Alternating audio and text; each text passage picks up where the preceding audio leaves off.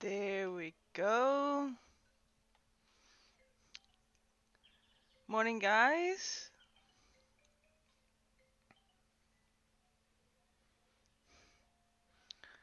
Jay, do you hear the sounds of the fire?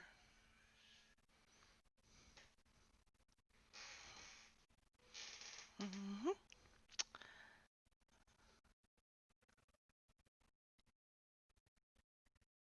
You don't hear it. Dang it. How about now?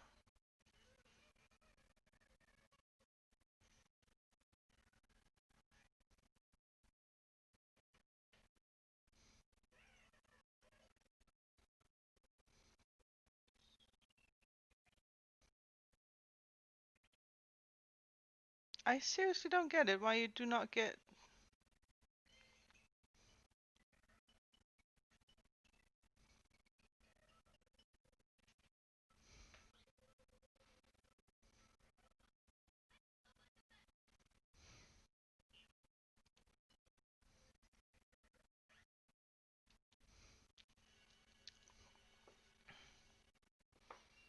Oh, thank you so much for the follow, Renee.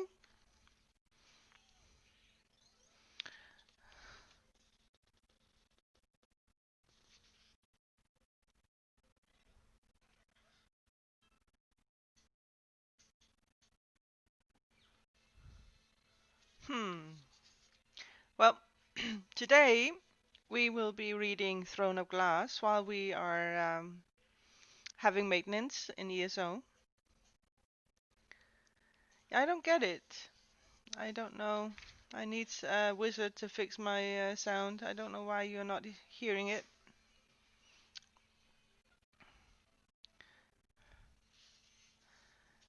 But we are gonna read Throne of Glass. I'm coming loud and clear through, right?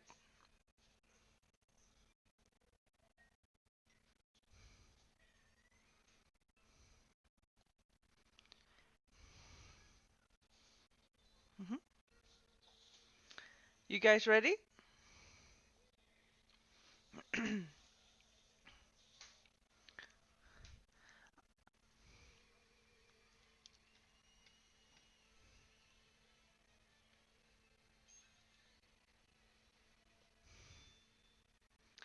Good.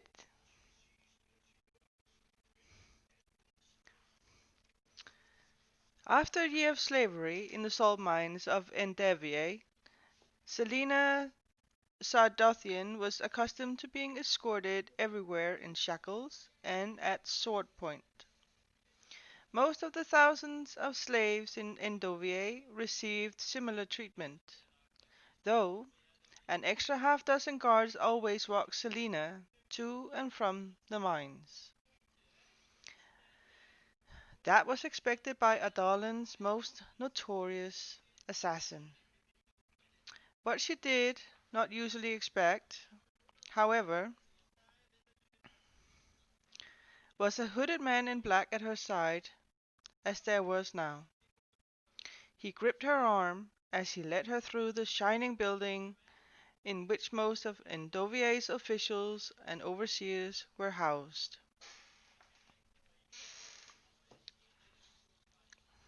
Am I reading too fast?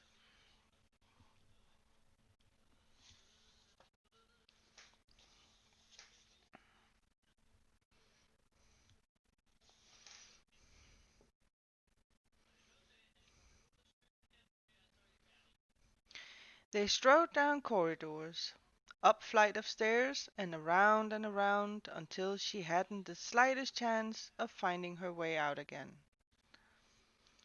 At least, that was her escort's intention, because she hadn't failed to notice when they went up and down the same staircase within a matter of minutes.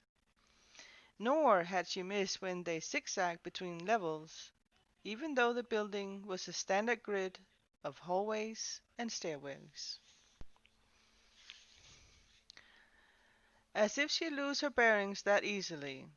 She might have been insulted if he wasn't trying so hard. Okay.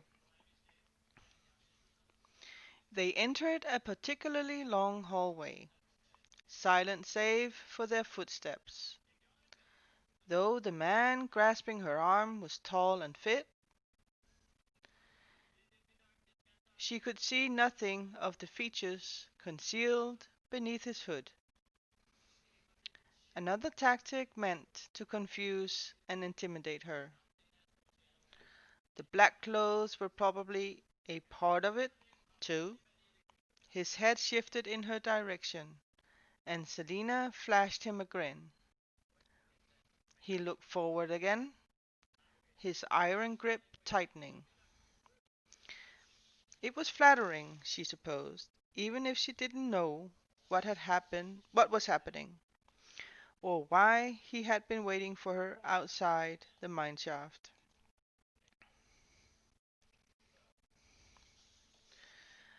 After a day of cleaving rock salt from the innards of the mountain, finding him standing there with 6 scars hadn't improved her mood.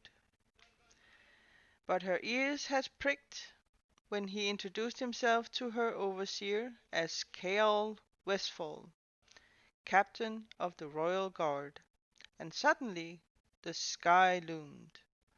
The mountains pushed from behind, and even the earth swelled towards her knees. She hadn't tasted fear in a while, hadn't let herself taste fear. When she awoke every morning, she repeated the same words: I will not be afraid. For a year, those words had meant the difference between breaking and bending. They had kept her from shattering in the darkness of the mines. Not that she let the captain know any of that.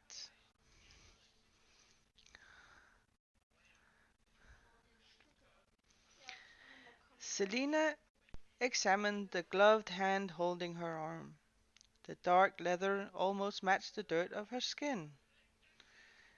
She adjusted her torn and filthy tunic with her free hand and held in her sigh.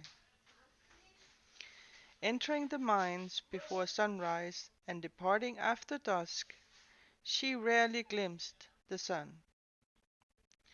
She was frightfully pale beneath the dirt. It was true that she had been attractive once, beautiful even. But well, it didn't matter now, did it? They turned down another hallway, and she studied the stranger's finely crafted sword. Its shimmering pommel was shaped like an eagle mid-flight. Noticing her stare, his gloved hand descended to rest upon its golden head. Another smile tugged in the corners of her lips.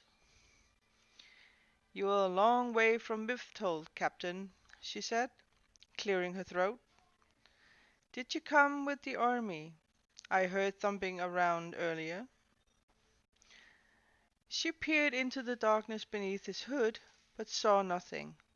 Still, she felt his eyes upon her face, judging, weighing, testing.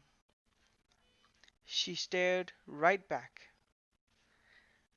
The captain of the royal guard would be an interesting opponent, maybe even worth of some effort on her part. Finally, the man raised his sword hand, and the folds of his cloak fell to conceal the blade. As his cloak shifted, she spied the gold wyvern embroidered in his tunic, the royal seal. "What do you care for the armies of Ardalan?" he replied.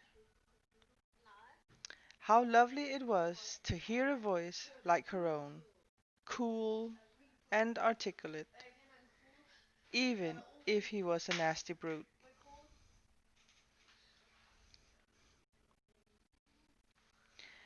Nothing, she said, shrugging. He let out a low growl of annoyance. Oh, it'd be nice to see his blood spill across the marble. She'd lost her temper once before. Once. She still Once, when her first overseer chose the wrong day to push her too hard. She still remembered the feeling of embedding the pickaxe into his gut, and the stickiness of his blood on her hands and face. She could disarm those two of those guards in a heartbeat. Would the captain fare better than her late overseer? Contemplating the potential outcomes, she grinned at him again. "Don't you look at me like that," he warned, and his hand drifted back towards his sword. Selina hid her smirk this time. They passed a series of wooden doors that she'd seen a few minutes ago. If she wanted to escape, she simply had to turn left at the next hallway and take the stairs down 3 flights. The only thing all the intended disorienting had accomplished was to familiarize her with the building. Idiots. "Where are we going again?" she said sweetly, brushing a strand of her matted hair from her face. When he didn't reply, she clenched her jaw. The halls echoed too loudly for her to attack him without alerting the whole building. She hadn't seen where he put the key to her irons, and the 6 guards who trailed them would be a nuisance. Not to mention the shackles. Welcome to the stream, guys. We are currently reading Throne of Glass.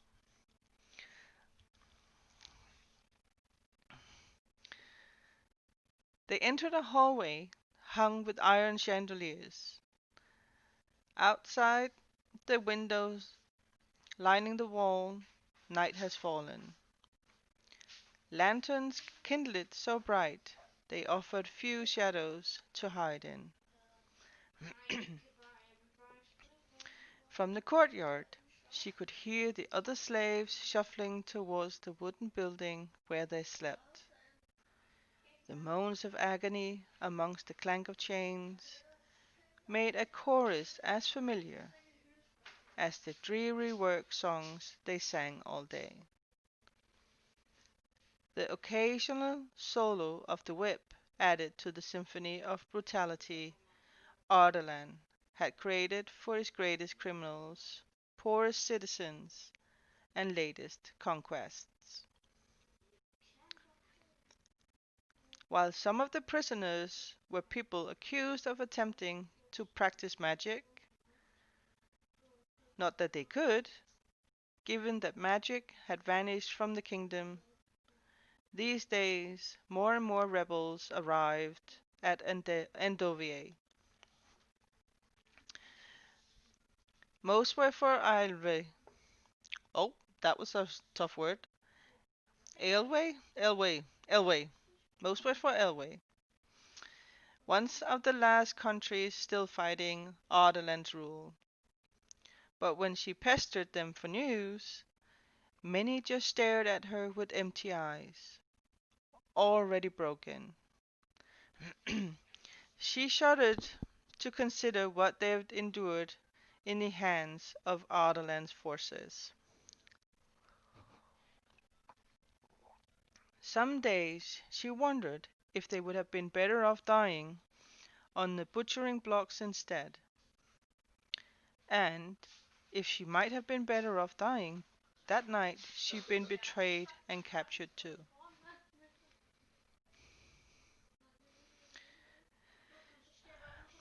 But she had other things to think about as they continued their walk. Was she finally to be hanged? Sickness coiled in her stomach.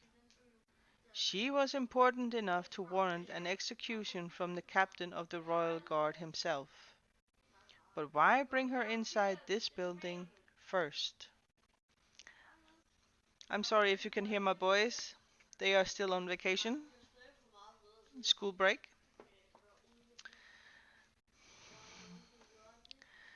At last they stopped before a set of red and gold glass doors, so thick that she couldn't see through them. Captain Westfall jerked his chin at the two guards standing on either side of the doors, and they stomped their spears in greeting. The captain's grip tightened until it hurt. He yanked Selina closer, but her feet seemed made of lead, and she pulled against him. "You'd rather stay in the mines?" he asked, sounding faintly amused. Perhaps if I were told what this was all about, I wouldn't feel so inclined to resist. "You'll find out soon enough." Her palms became sweaty. Yes, she was going to die. It had come at last. The doors groaned open to reveal a throne room. A glass chandelier, shaped like a grapevine, occupied most of the ceiling, spitting seeds of diamond fire into the windows along the far side of the room. Compared to the bleakness outside those windows, the opulence felt like a slap to the face, a reminder of how much they profited from her labor. "In here," the captain of the guard growled, and shoved her with his free hand, finally releasing her. Selina stumbled, her calloused feet slipping on the smooth floor as she straightened herself. She looked back to see another 6 guards appear. 14 guards plus the captain, the gold royal emblem embroidered on the breast of black uniforms. Those were members of the royal family's personal guard. Ruthless, lightning-swift soldiers, trained from birth to protect and kill. She swallowed tightly. Light-headed and immensely heavy all at once, Selina faced the room. On an ornate redwood throne sat a handsome young man. Her heart stopped as everyone bowed. She was standing in front of the Crown Prince of Ardalan. Wow. Wonder what he wants, huh?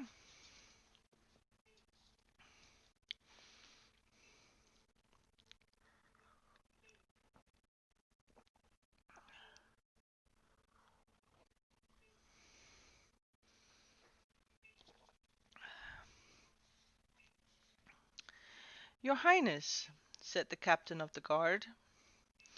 He straightened from a low bow and removed his hood, revealing close-cropped chestnut hair. The hood has definitely been meant to intimidate her into submission during their walk. As if that sort of trick would work on her. Nah. Despite her irritation, she blinked at the sight of his face. He was so young. Captain Westfall was not excessively handsome, but she couldn't help finding the ruggedness of his face and the clarity of his golden brown. Prince is looking for a personal spy? I actually think you're right. You might be right there, Jay.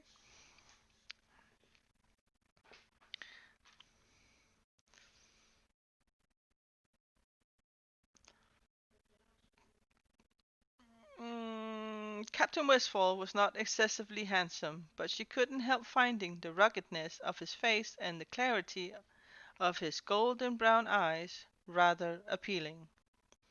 She cocked her head, now keenly aware of her wretched dirtiness.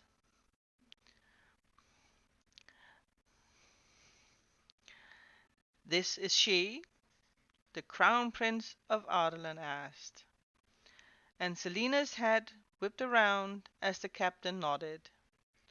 Both of them stared at her, waiting for her to bow. When she remained upright, Chaol shifted on his feet, and the prince glanced at his captain before lifting his chin a bit higher. Bow to him indeed. If she were bound for the gallows, she would most certainly not spend the last moments of her life in groveling submission.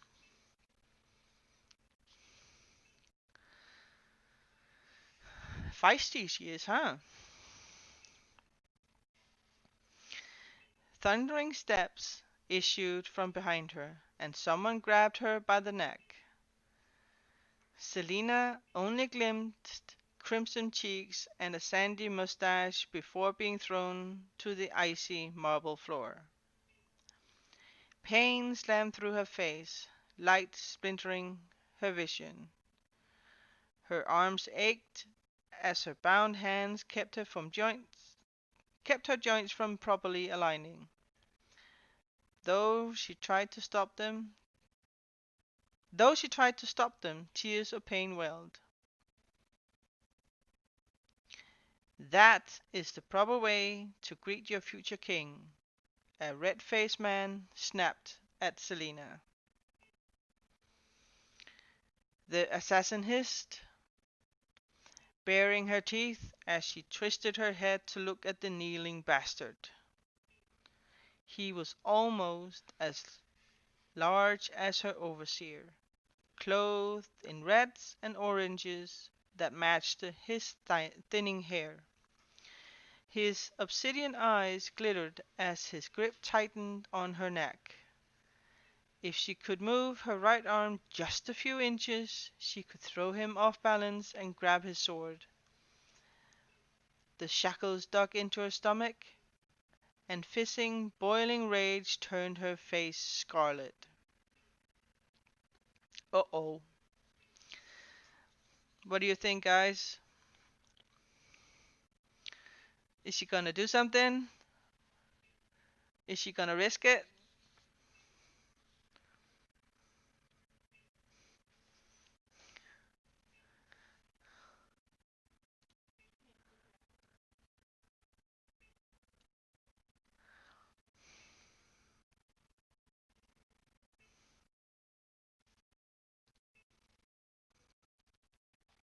Yes? No?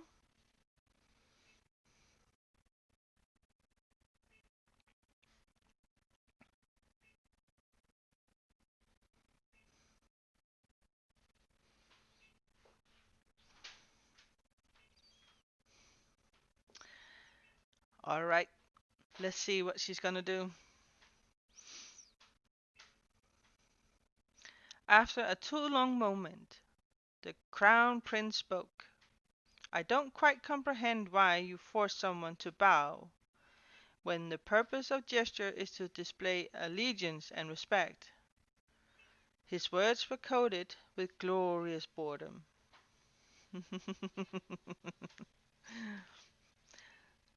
Selina tried to pivot a free eye to the prince, but could only see a pair of black leather boots against the white floor. "It's clear that you respect me, Duke Parrington, but it's a bit unnecessary to put such effort into forcing Selina Sardothien to have the same opinion. You and I know very well she has no love for my family. So perhaps your intent is to humiliate her." He paused, and she could have sworn his eye fell on his face. "But I think she's had enough of that." He stopped for another moment, then asked, "Don't you have a meeting with Indovier's treasurer? I wouldn't want you to be late, especially when you came all this way to meet with him." Hmm, interesting. Understanding the dismissal, her tormentor grunted and released her. Selina peeled her cheek from the marble, but lay on the floor until he stood and laughed. If she managed to escape, perhaps she'd hunt down this Duke Parrington fellow and return the warmth of his greeting. As she rose, she frowned at the imprint of grit she left behind on the otherwise spotless floor, and at the clank of her shackles echoing through the silent room. But she had been trained to be an assassin since the age of 8. Since the day the king of the assassins found her half dead on the banks of a frozen river and brought her to his keep. She wouldn't be humiliated by anything, least of all being dirty. Gathering her pride, she tossed her long braid behind a shoulder and lifted her head. Her eyes met those of the prince. Mm-hmm.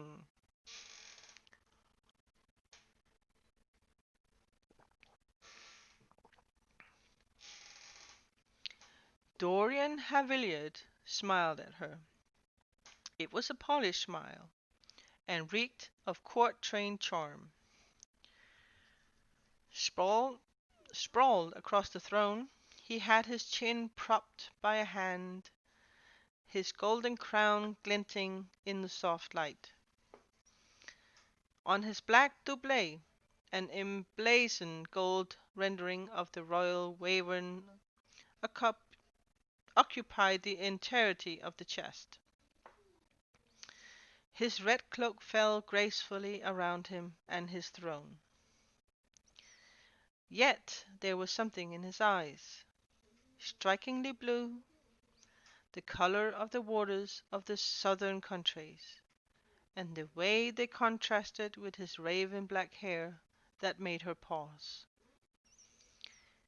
He was achingly handsome, and couldn't have been older than 20. Princes are not supposed to be handsome. They are sniveling, stupid, repulsive creatures. This one, this, how unfair of him to be royal and beautiful. She shifted on her feet, and as he frowned, surveying her in turn. "I thought I asked you to clean her," he said to Captain Westfall, who stepped forward. She'd forgotten there were anyone else in the room. She looked at her rags and stained skin, and she couldn't suppress the twinge of shame.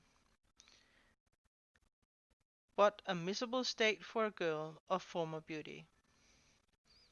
At a passing glance one might think her eyes blue or gray, perhaps even green, depending on the color of her clothing. Up close, though, those wearing hues were offset by the brilliant ring of gold around her pupils. But it was her golden hair that caught the attention of most, hair that still maintained a glimmer of its glory. In short, Selina Sardothian was blessed with a handful of attractive features to compensate for the majority of average ones, and by early adolescence she discovered that with the help of cosmetics those average features could easily match the extraordinary assets. But now, standing before Dorian Haviliard, as little more than a gutter rat, her face warmed as Captain Westphal spoke. "I didn't want to keep you waiting." The Crown Prince shook his head when Keol reached for her. "Don't bother with the bath just yet. I can see her potential." The prince straightened, keeping his attention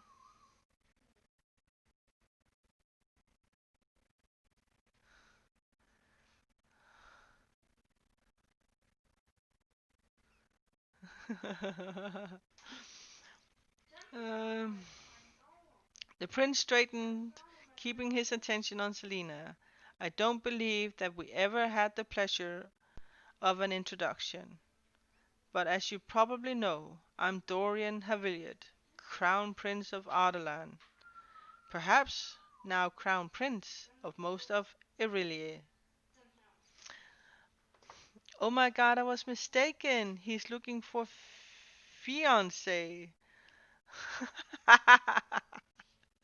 Little idiot, cough cough, killed by assassin. Well, we will see. We will see what he wants.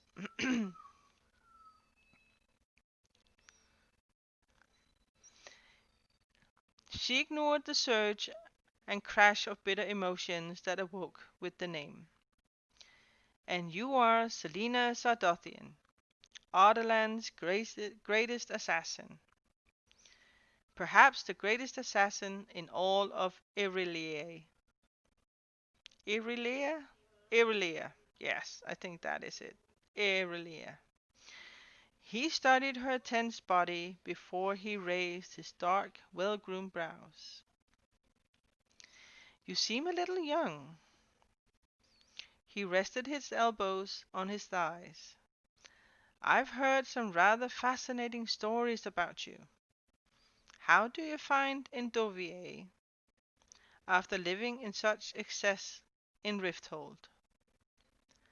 Arrogant ass, she thought. I couldn't be happier, she crooned, her jagged nails cut into her palms. After a year, you seem to be more or less alive. I wonder how that's possible when the average life expectancy, that was a difficult word, in these mines is a month. Quite a mystery, I'm sure. She battered her eyelashes and readjusted her shackles as if they were lace gloves. The Crown Prince turned to his captain. She has somewhat of a tongue, doesn't she? And she doesn't sound like a member of the rabble. I should hope not, Selina interjected. Your Highness, Kael Wistfall snapped at her. What? Selina asked. You will address him as Your Highness. Oh, hello, darling.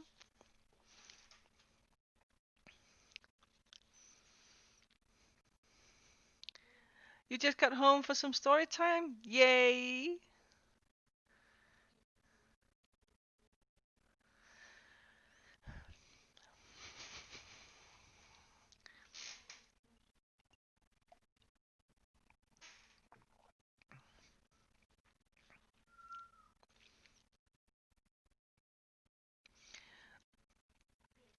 Selina gave him a mocking smile and then returned her attention to the prince. Got a cup of tea and blanket ready to relax. Hi, Skim.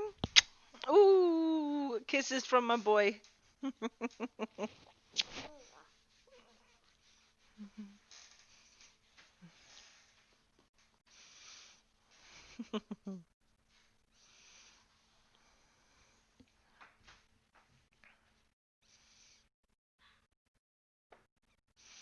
Aww, one big family. Actually, speaking of tea, I might just refill my cup.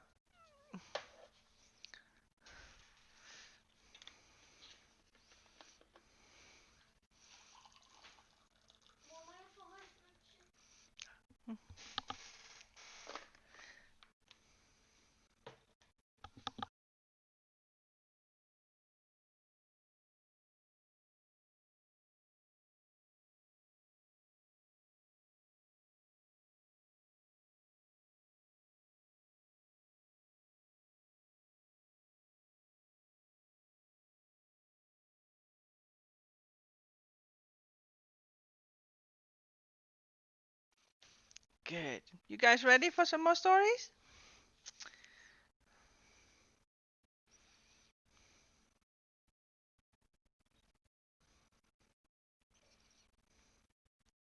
Good. Dorian Haviliot, to her surprise, laughed. You do know that you are now a slave, don't you? Has your sentence taught you nothing? Had her arms been unshackled, she would have crossed them. I don't see how working in a mine can teach anything beyond how to use a pickaxe. And you never tried to escape? A slow, wicked smile spread across her lips. Once. The prince's brow rose, and he turned to Captain Westfall. I wasn't told that. Selina glanced over her shoulder at Kale, who gave his prince an apologetic look. The chief overseer informed me this afternoon that there were one incident, 3 months, 4 months, she interrupted. 4 months, Kale said. After Sardothian arrived, she attempted to flee. She waited for the rest of the story, but he was clearly finished. That's not even the best part. There is a best part, the crown prince said, face caught between a wince and a smile. Keong glared at her before speaking. There's no hope of escaping from Endovier. Your father made sure that each of Endovier's sentries could shoot a squirrel from 200 paces away. To attempt to flee is suicide. But you're alive, the prince said to her. Selina's smile faded as the memory struck her. Yes. What happened? Dorian asked. Her eyes turned cold and hard. I snapped. That's all you have to offer as an explanation for what you did? Captain Westfall demanded. She killed her overseer and 23 sentries before they caught her. She was a finger's tip from the wall before the guard knocked her unconscious. So? Dorian asked. Selina seethed. So? Do you know how far the wall is from the mines? He gave her a blank look. She closed her eyes and sighed dramatically. From my shaft it was 363 feet. I had someone measure. So? Dorian repeated. Captain Westfall, how far do slaves make it from the mines when they try to escape? 3 feet, he muttered. Endovier sentries usually shoot a man down before he moved 3 feet. The Crown Prince's silence was not her desired effect. You knew it was suicide, he said at least. He said at last, the amusement gone. Perhaps it had been a bad idea for her to bring up the wall. Yes, she said, but they didn't kill you. Your father ordered that I was to be kept alive for as long as possible, to endure the misery that Endovier gives in abundance. A chill that had nothing to do with the temperature went through her. I never intended to escape. The pity in his eyes made her want to hit him.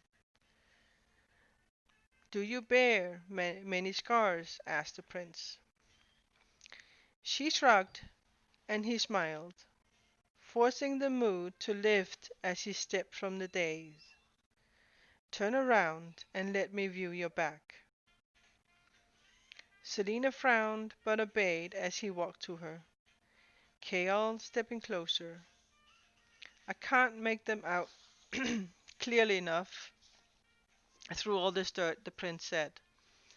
inspecting what skin showed through the scraps of her shirt. She scowled, and scowled even more when he said, "And what a terrible stench, too." When one doesn't have access to a bath and perfume, I suppose one cannot smell as finely as you, your Highness. The Crown Prince clicked his tongue and circled her slowly. Kale and all the guards watched them with hands on their swords, as they should. In less than a second she could get her arms over the prince's head and have her shackles crushing his windpipe. It might be worth it just to see the expression on Kael's face. But the prince went on, oblivious to how dangerously close he stood to her. Perhaps she should be insulted? From what I can see, he said, there are 3 large scars, and perhaps some smaller ones. Not as awful as I expected, but, well, the dresses can cover it, I suppose. Dresses? He was standing so near that she could see the fine thread detail on his jacket, and smelled not perfume, but horse and iron. Dorian grinned. "What remarkable eyes you have! And how angry you are!" Coming within striking distance of the Crown Prince of Ardalan, son of the man who sentenced her to a slow, miserable death, her self-control balanced on a fragile edge, dancing along a cliff.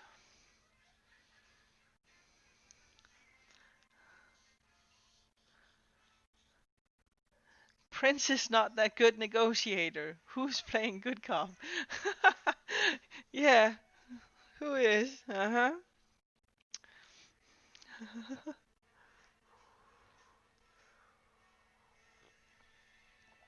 Ooh, tea's hot. "I demand to know," she began. But the captain of the guard pulled her back from the prince with spine-snapping force.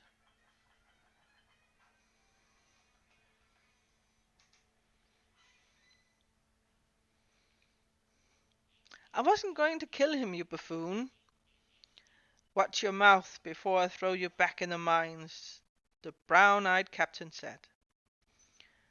"Oh, I don't think you'd do that." "And why is that?" Kael replied. Dorian strode to his throne and sat down, his sapphire eyes bright. She looked from one man to another and squared her shoulders. "Because there's something you want from me, something you want badly enough to come here yourselves."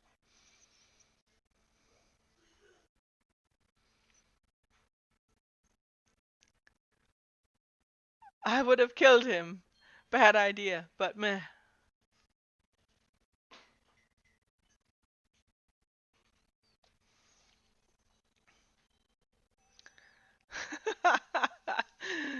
Yeah, I'm not an idiot, though I was foolish enough to be captured, and I can see that this is some sort of secret business. What? I'm ever so slightly murderous. Yes, you are. Why else would you leave the capital and venture this far? You've been testing me all this time to see if I am physically and mentally sound. Well, I know that I'm still sane, and that I'm not broken, despite what the incident at the wall might suggest. So I demand to be told why you're here, and what services you wish of me, if I'm not destined for the gallows." The men exchanged glances. Dorian steepled his fingers. I have a proposition for you. Her chest tightened. Never, not in her most fanciful dreams, had she imagined that the opportunity to speak with Dorian Haviliard would arise. She could kill him so easily, tear that grin from his face. She could destroy the king as he had destroyed her. But perhaps his proposition could lead to escape. If she got beyond the wall, she could make it. Run, and disappear into the mountains, and live in solitude in the dark green of the wild, with a pine needle carpet and a blanket of stars overhead. She could do it! She just needed to clear the wall. She had come so close before.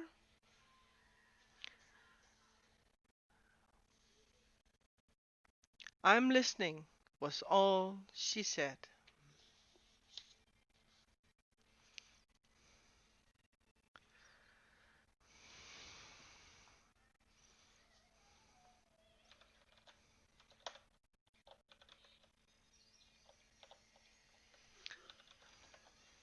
So what do you think, guys?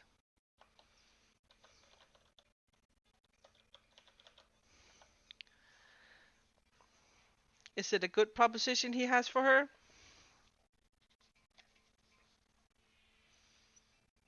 Oh, more! You want more? You're not tired of my voice?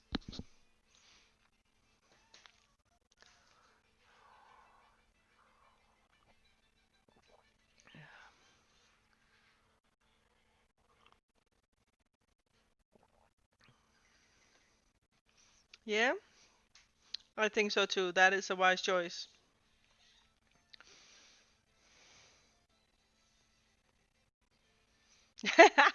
Can murder him afterwards, yeah. The prince's eyes shone with amusement at her brashness, but lingered a bit too long on her body.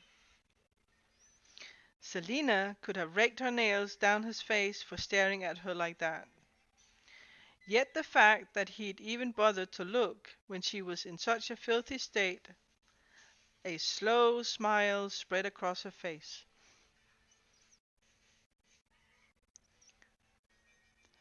You presume there will be a love line. Meh. Well, we will see. We will see.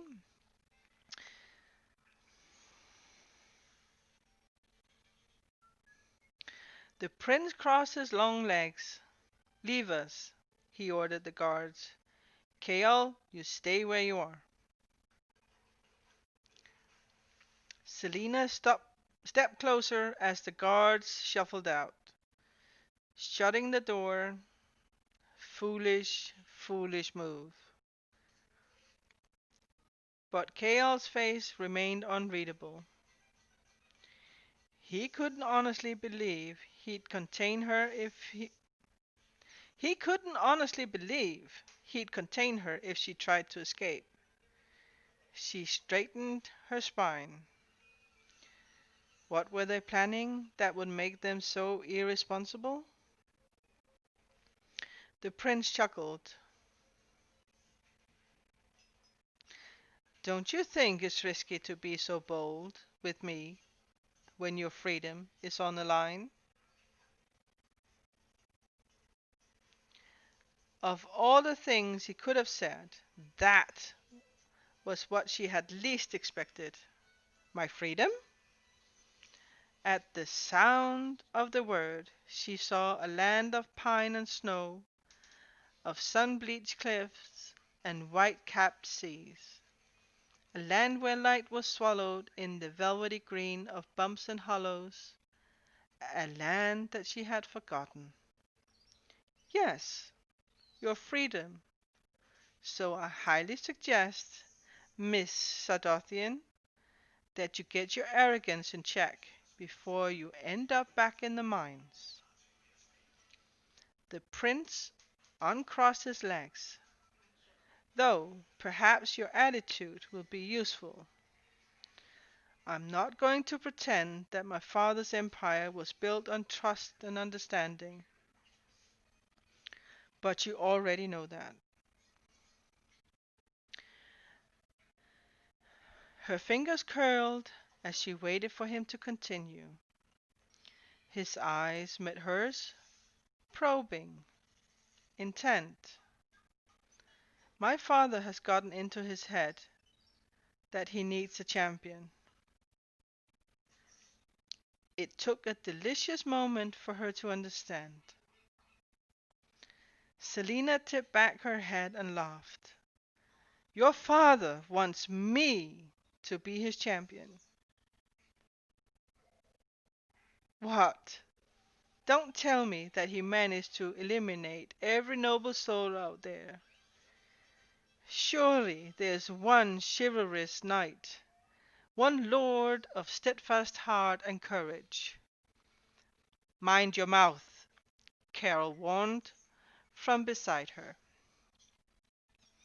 What about you, she said, raising her brows at the captain. Oh, it was too funny. Her, the king's champion.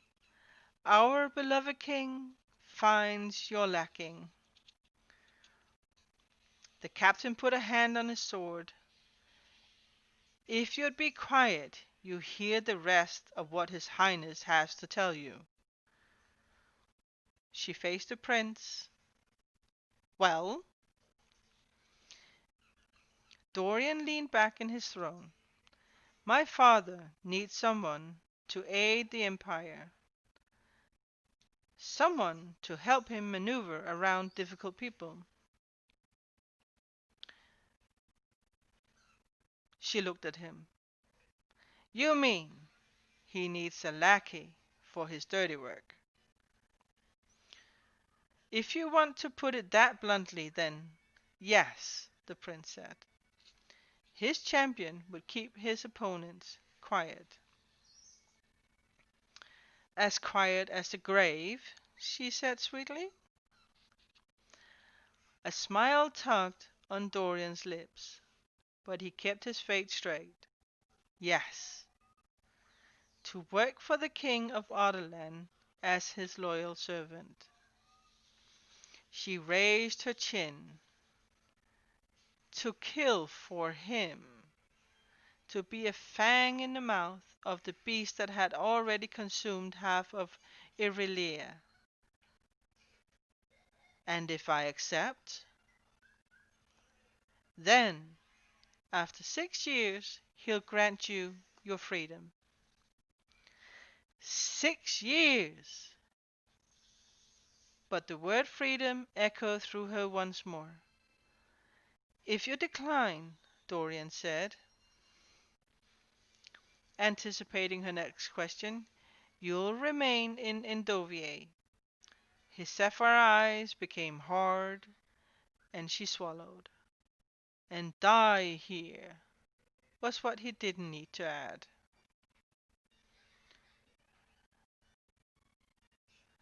For 18-year-old assassin she is, acting like a typical arrogant teenager.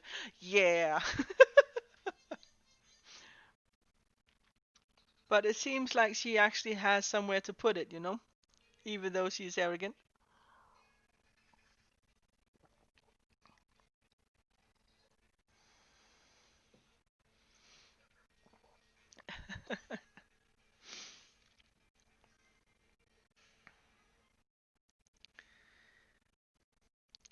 6 years as the king's crooked dagger, or a lifetime in Endovier.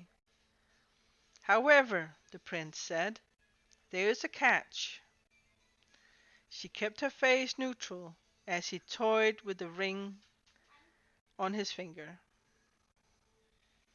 The position isn't being offered to you yet.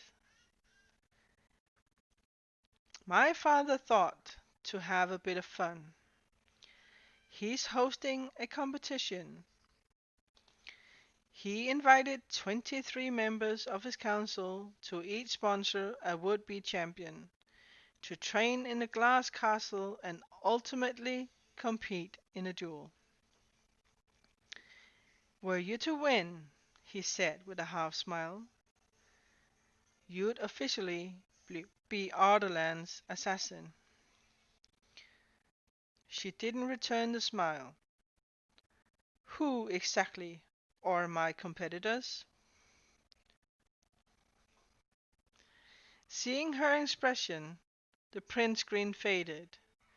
Thieves and assassins and warriors from across Erilea. She opened her mouth, but he cut her off. If you win, and prove yourself both skilled and trustworthy, my father has sworn to grant you your freedom.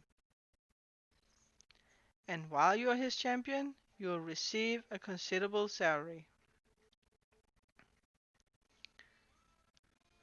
She barely heard his last few words. A competition against some nobody men from the gods knew where, and assassins. What other assassins? She demanded. None that I've heard of. None as famous as you. And that reminds me, you won't be competing as Selena Sardothian. What? You'll compete under an alias. I don't suppose you heard about what happened after your trial. News is rather hard to come by when you're slaving in a mine. Dorian chuckled, shaking his head. No one knows that Selina Sadothian is just a young woman. They all thought you were far older. What? She asked again, her face flushing. How's that possible?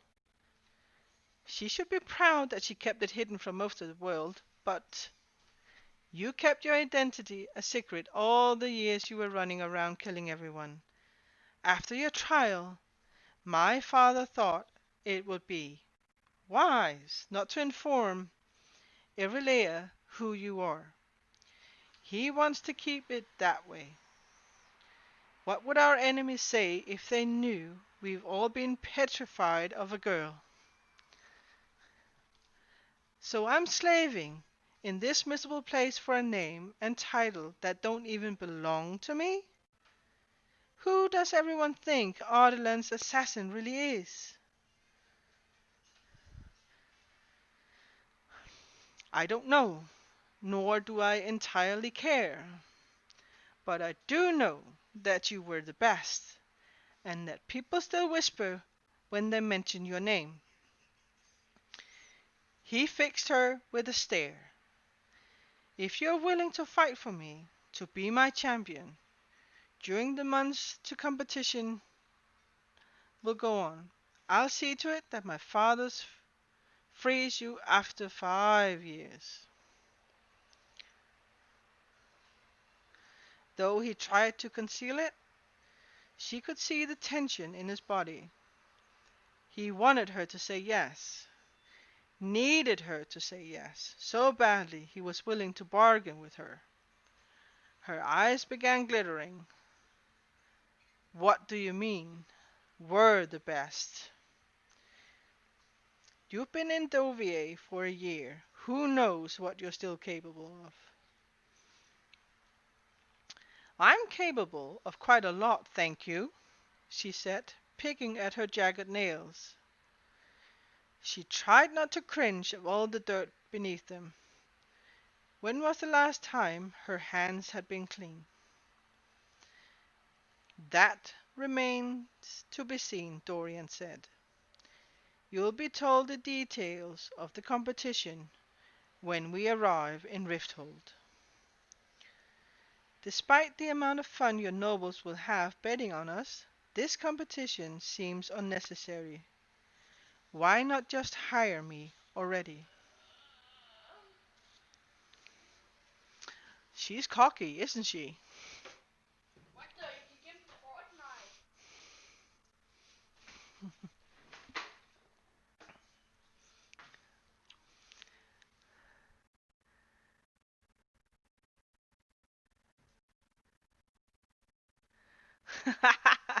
Totally doesn't think about consequences.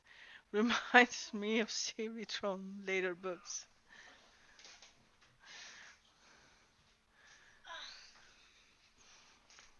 Hello, my dear. Getting hugs from my boys. Ooh, and kisses. Ooh.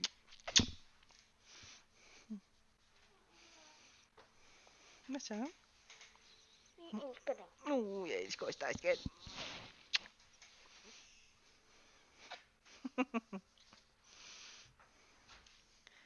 Yes. Mark? Mark, kom her. Ej, måske give dig kysser for Wolfie og Jade. Kisses from Ginger and Wolfie.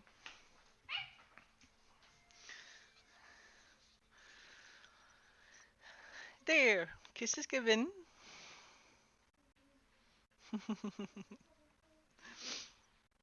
As I just said, you must prove yourself worthy. She put a hand on her hip. Yep, no worries, sweetie. She put a hand on her hip, and her chains rattled loudly through the room. Well, I think being Ardalan's assassin exceeds any sort of proof you might need. Yes, Kaol said, his bronze eyes flashing. It proves that you're a criminal, and that we shouldn't immediately trust you with the king's private business. I give my solemn oath. I doubt that the king would take that word of Ardalan's assassin as bond. Oh, wow. Yes, but I don't see why I have to go through the training and the competition. I mean, I'm bound to be a bit out of shape, but what else do you expect when I have to make to do with rocks and pickaxes in this place? She gave Kael a spiteful glance. Dorian frowned. So you won't take the offer? Of course I'm going to take the offer, she snapped. Her wrists chafed against her shackles badly enough that her eyes watered. I'll be your absurd champion if you agree to free me in 3 years, not 5. 4. Fine, she said. It's a bargain. I might be trading one form of slavery for another, but I'm not a fool. She could win back her freedom. Freedom! She felt the cold air of the wide open world, the breeze that swept from the mountains and carried her away. She could live far from Rifthold, the capital that had once been her realm. Hopefully you're right, Dorian replied, and hopefully you'll live up to your reputation. I anticipate winning, and I won't be pleased if you make me look foolish. And if I lose? The gleam vanished from his eyes, and he said, You'll be sent back here to serve out the remainder of your sentence. Welcome to the stream, guys. We are reading Throne of Glass by Sarah J. Maas.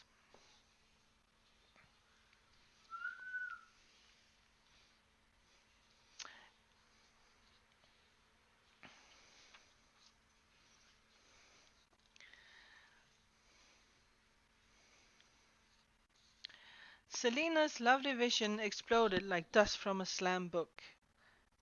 Then I might as well leap from the window. A year in this place has worn me through. Imagine what will happen if I return. I'd be dead by my second year. She tossed her head. Your offer seems fair enough. Fair enough indeed, Dorian said, and waved a hand at Kaol. Take her to her rooms and clean her up. He fixed her with a stare. We depart for Rifthold in the morning. Don't disappoint me, Sardothian. It was nonsense, of course. How difficult could it be to outshine, outsmart, and then obliterate her competitors? She didn't smile, for she knew that if she did, it would open her to a realm of hope that had long been closed. But still, she felt like seizing the prince and dancing. She tried to think of music, tried to think of celebratory tune, but could only recall a solitary line from the mournful bellowing of the aleways work songs, deep and slow like honey poured from a jar, and go home at last. She didn't notice when Captain Westfall led her away, nor did she notice when they walked down hall after hall. Yes, she would go to Rifthold, to anywhere, even through the gates of the weird and into hell itself, if it meant freedom. After all, you aren't Ardalan's assassin for nothing. Ooh, we have reached chapter 4, guys. I wonder what will happen in the competition, huh?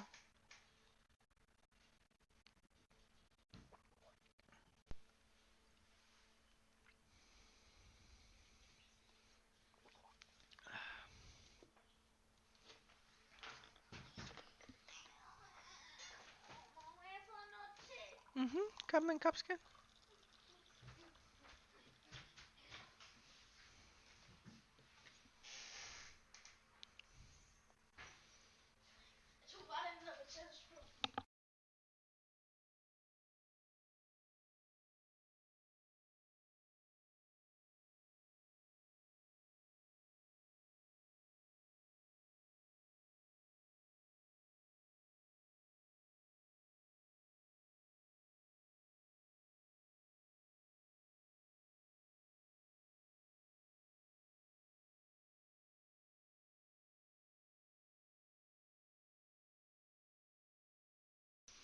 Yes, she actually lost her concentration.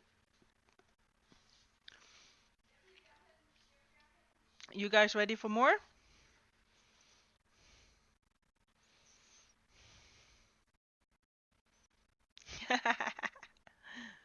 When Selena finally collapsed onto her bed after her meeting in the throne room, she couldn't fall asleep, despite the exhaustion in every inch of her body. After being roughly bathed by brutish servants, the wounds on her back throbbed and her face felt like it had been scrubbed to the bone. Shifting to lie on her side to ease the pain in her dressed and bound back, she ran her hand down the mattress and blinked at the freeness of movement. Before she'd gotten into the bath, Cale had removed her shackles. She felt everything. The reverberations, blah blah blah, tongue in check, the reverberations of the key turning in the lock of her irons. Then, again, as she loosened and fell to the floor. She could still feel the ghost chains hovering just above her skins. Looking up at the ceiling, she rotated her raw, burning joints and gave a sigh of contentment. But it was too strange to lie on a mattress, to have silk caress her skin and pillow cradle her cheek. She had forgotten what food other than soggy oats and hard bread tastes like, what a clean body and clothes could do to a person. Now it was utterly foreign.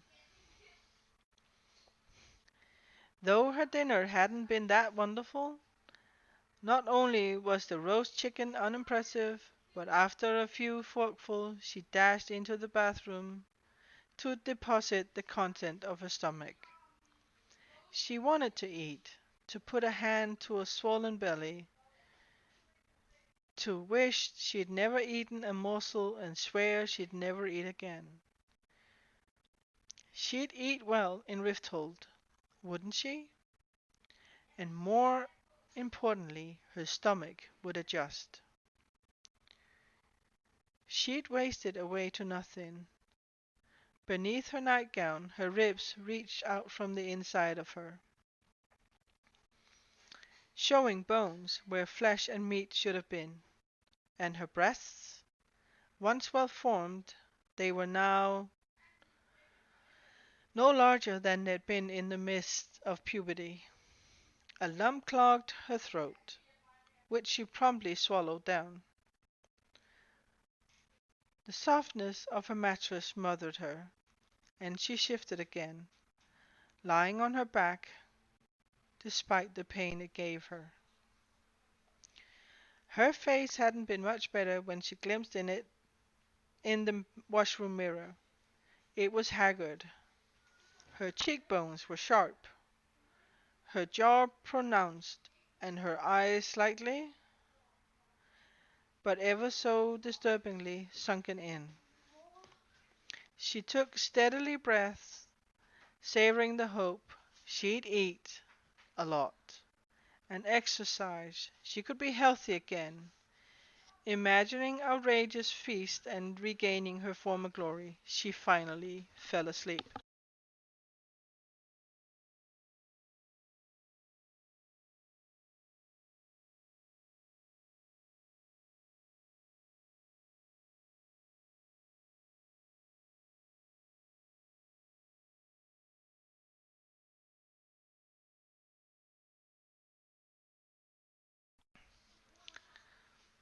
When Kale came to fetch her the next morning, she found her sleeping on the floor, wrapped in blanket. "Sat Dothian," he said. She made a mumbling noise, burying her face farther into the pillow. "Why are you sleeping on the ground?" "Eh? What?" She opened an eye. Of course, he didn't mention how different she looked now that she was clean. She didn't bother concealing herself with the blanket as she stood. The yards of fabric they called a nightgown covered her enough. The bed was uncomfortable, she said simply, but quickly forgot the captain as she beheld the sunlight. Pure, fresh, warm sunlight. Sunlight that she could bask in day after day if she got her freedom. Sunlight that drowned out the endless dark of the mines. It leaked in through the heaved drapes, smearing itself across the room in thick lines. Gingerly, Selina stretched out a hand. Her hand was pale, almost skeletal, but there was something about it, something beyond the bruises and cuts and scars, that seemed beautiful and new in the morning light. She ran to the window and nearly ripped the curtains from their hangings as she opened them to the grey mountains and bleakness of Endovier. The guards positioned beneath the window didn't glance upwards, and she gaped in the bluish-grey sky at the clouds slipping on their shoes and shuffling towards the horizon.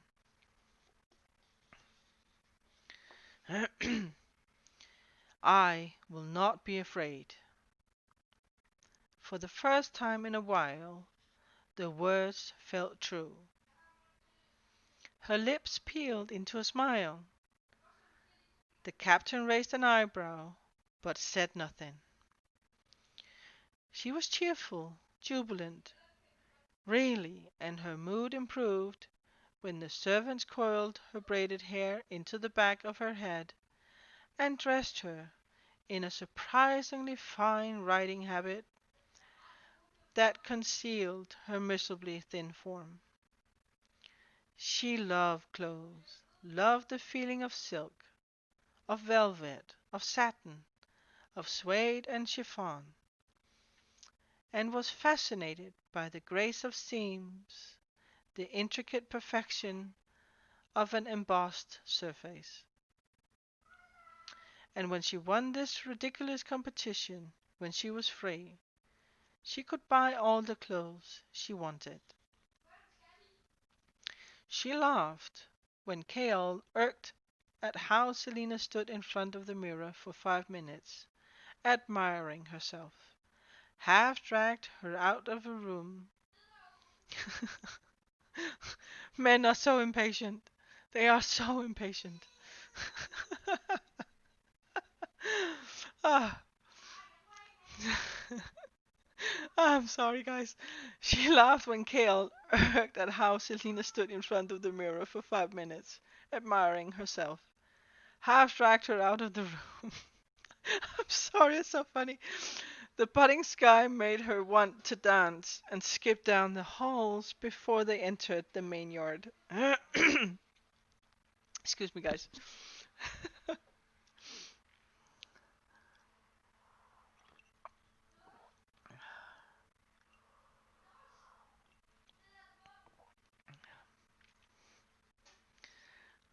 Well, she cares about her appearance too much. For someone who has to get used to uncomfortable hours of waiting proper moments to assassinate her target. Yeah, well, I think I would appreciate it myself, to be honest, if I hadn't been able to been showering properly and stuff, eating and stuff for a year.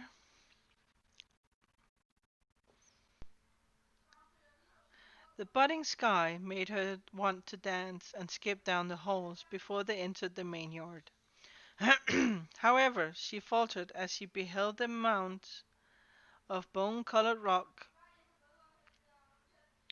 at the far end of the compound, at the small figures going in and out of the many mouth-like holes cut into the mountains. Work has already begun for the day, work that would have continued, work that would continue without her when she left them, all to this miserable fate. Her stomach clenching, Selina averted her eyes from the prisoners, keeping up with the captain as they headed to a caravan of horses near the towering wall.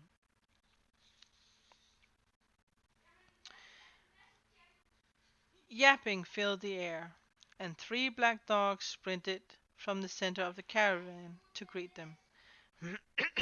They were each sleek. They were each sleek as arrows, undoubtedly from the crown prince's kennels. She knelt on one knee, her bound wounds protesting as she cupped their heads and stroked their smooth hair. They licked her fingers and face, their tails slashing the ground like whips. A pair of ebony boots stopped before her, and the dogs immediately calmed and sat. Selina lifted her gaze to find the sapphire eyes of the Crown Prince of Ardalan studying her face. He smiled slightly. "How unusual for them to notice you," he said, scratching one of the dogs behind the ears. "Did you give them food?" She shook her head as the captain stepped behind her, so close that his knees grazed the folds of her forest green velvet cape. It would take all of 2 movements to disarm him. "Are you fond of dogs?"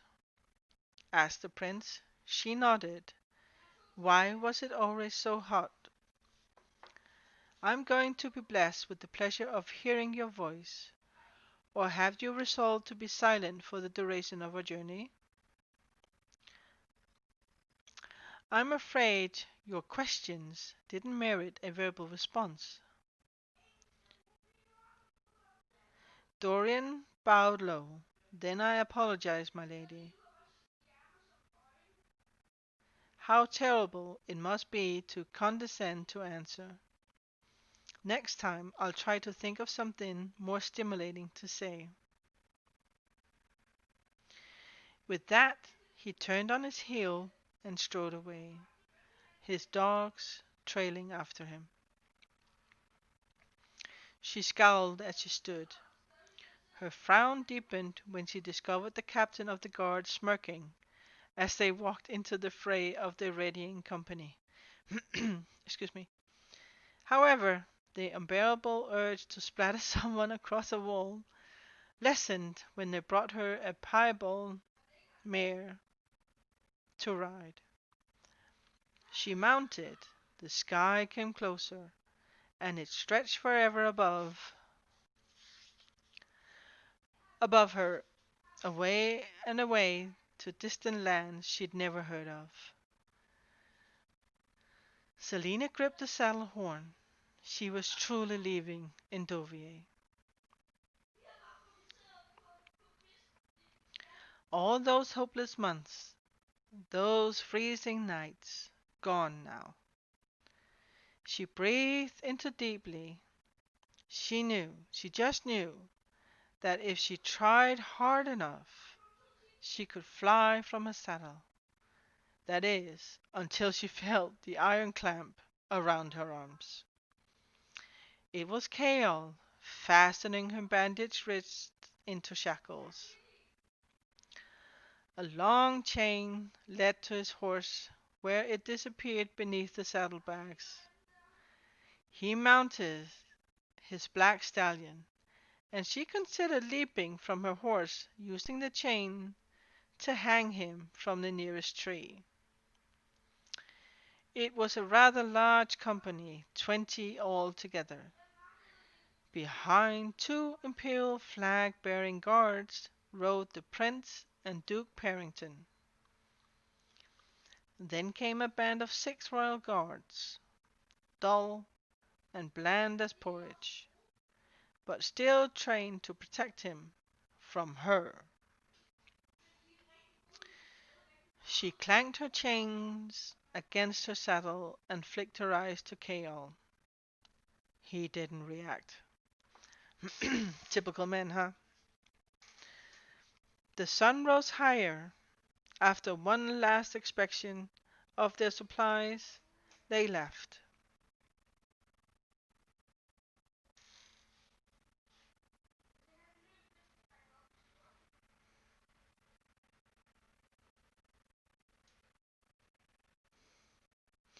With most of the slaves working the mines, and only a few toiling inside the ramshackle refining sheds, the giant yard was almost deserted.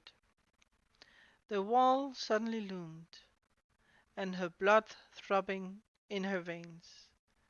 The last time she'd been so close to the wall. The crack of the whip sounded, followed by a scream. Selina looked over her shoulder, past the guards and the supplies wagon, to the near empty yard. None of these slaves would ever leave here, even when they died. Each week they dug new mass graves behind the refining sheds, and each week those graves filled up. She became all too aware of the 3 long scars down her back. Even if she won her freedom, even if she lived in peace in the countryside, those scars would always remind her of what she'd endured, and that even if she was free, others were not. Selina faced forward, pushing those thoughts from her mind as they entered the passage through the wall. The interior was thick, almost smoky and damp. The sound of the horses echoed like rolling thunder. The iron gates opened, and she glimpsed the wicked names of the mine before it split into two and swung aside. Within a few heartbeats, the gates groaned shut behind them. She was out. She shifted her hands in her shackles, watching the chain sway and clank between her and the captain of the guard. It was attached to his saddle, which was cinched under his horse, which, when they stopped, could be subtly unbridled, just enough so that with a fierce tug from her end, the chain would rip the saddle off the beast. He'd tumble to the ground, and she would. She sent Captain Westfall's attention. He stared at her beneath lowered brows, his lips tightly pursed, and she shrugged as she dropped the chain. As the mor Oh, he already knew what she was thinking, huh, guys?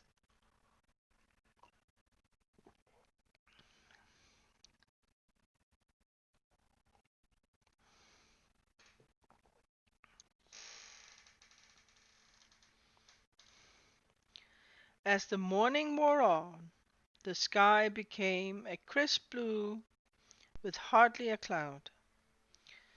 Taking the forest road, they swiftly passed the mountainous wasteland of Endovier and into fairer country.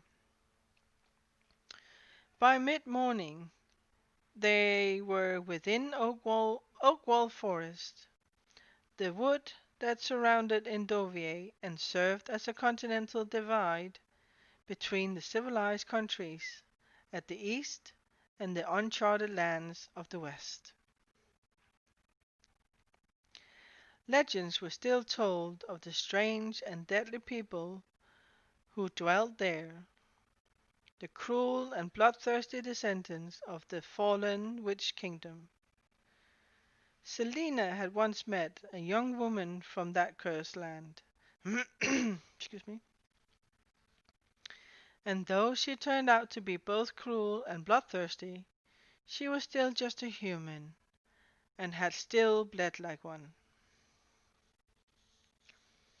After hours of silence, Selina turned to Keon. Rumor has it that once the king is finished with his war against Wendlin, he'll begin colonizing the West. She said it casually, but hoped he'd confirm or deny. The more she knew of the king's current position and maneuvering, the better. The captain surveyed her up and down, frowned, and then looked away. I agree, she said, sighing loudly. The fate of those empty, wide plains and those miserable mountains regions seem dull to me as well. His jaw tightened as he clamped his teeth.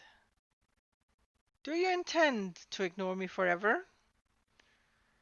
Captain Westfall's brows rose. I didn't know I was ignoring you. She her lips, checking her irritation. She wouldn't give the satisfaction. How old are you? 22. So young, she batted her eyelashes, watching him for some kind of response. It only took a few years to climb the ranks.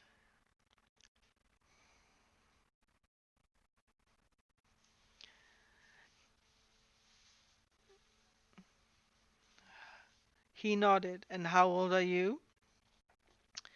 18. But he said nothing. I know, she continued. It is impressive that I accomplished so much at such an early age.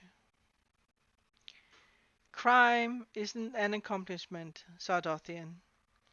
Yes, but becoming the world's most famous assassin is. He didn't respond. You might ask me how I did it. Did what? He said tightly. Became so talented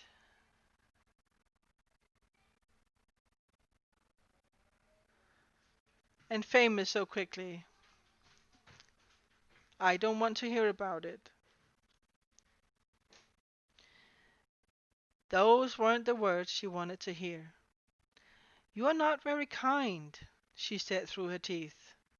If she were going to get under her skin, she'd have to push a lot harder. You're a criminal. I'm captain of the royal guard. I'm not obligated to bestow any kindness or conversation upon you. Be grateful we don't keep you locked up in the wagon.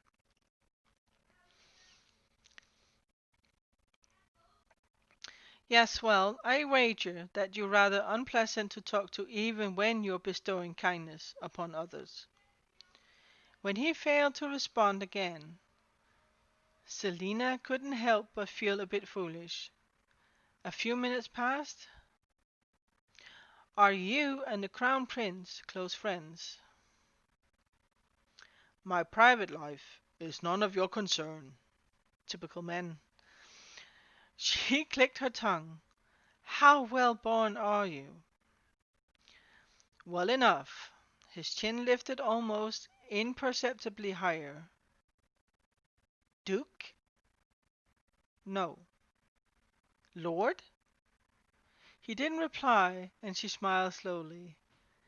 Lord Kael Wistful. She fanned herself with a hand. How the court ladies must fawn over you. Don't call me that. I'm not given the title of lord, he said quietly.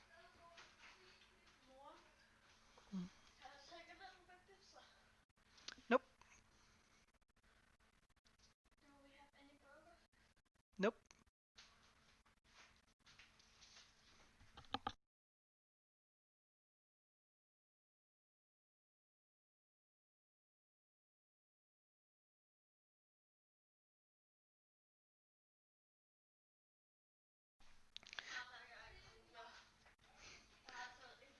Sorry about that, guys.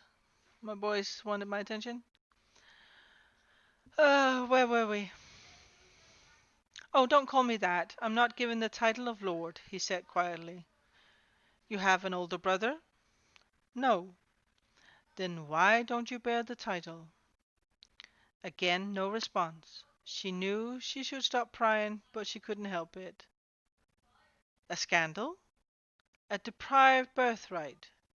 In what sort of messy intrigue are you involved? His lips squeezed together so tightly they turned white. She leaned toward him. Do you find that? Shall I gag you, or are you capable of being silent without my assistance? He stared ahead at the Crown Prince, his face blank again. She tried not to laugh when he grimaced as she began speaking again. Are you married? No. She picked at her nails. I'm not married either. His nostrils flared. How old were you when you became captain of the guard? He gripped the reins of his horse. 20. The party halted in a clearing and the soldiers dismounted. She faced Carol, who swung a leg over his horse. Why have you stopped? Cale unhooked the chain from his saddle and gave it a firm yank, mentioning for her to dismount. Lunch, he said. Alright, guys, I will be right back. I have someone at the door.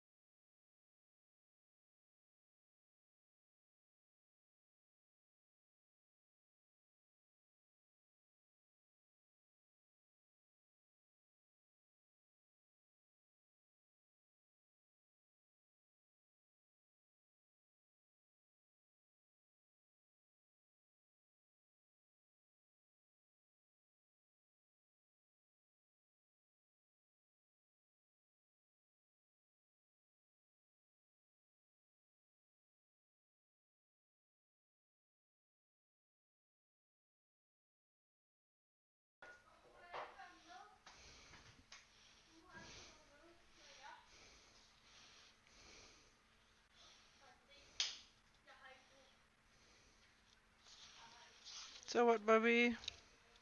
Oh, they were dismounting for lunch. Yes. Selina brushed a stray wisp of hair from her face and allowed herself to be led into the clearing. Oh, hey, Shasha. Oh, how are you, darling?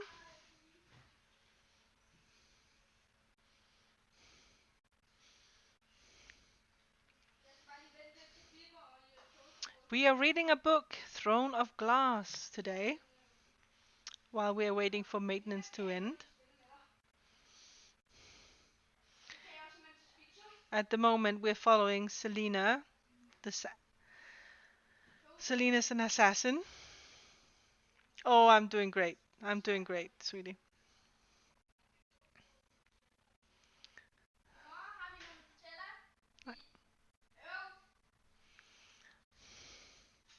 I am doing pretty well.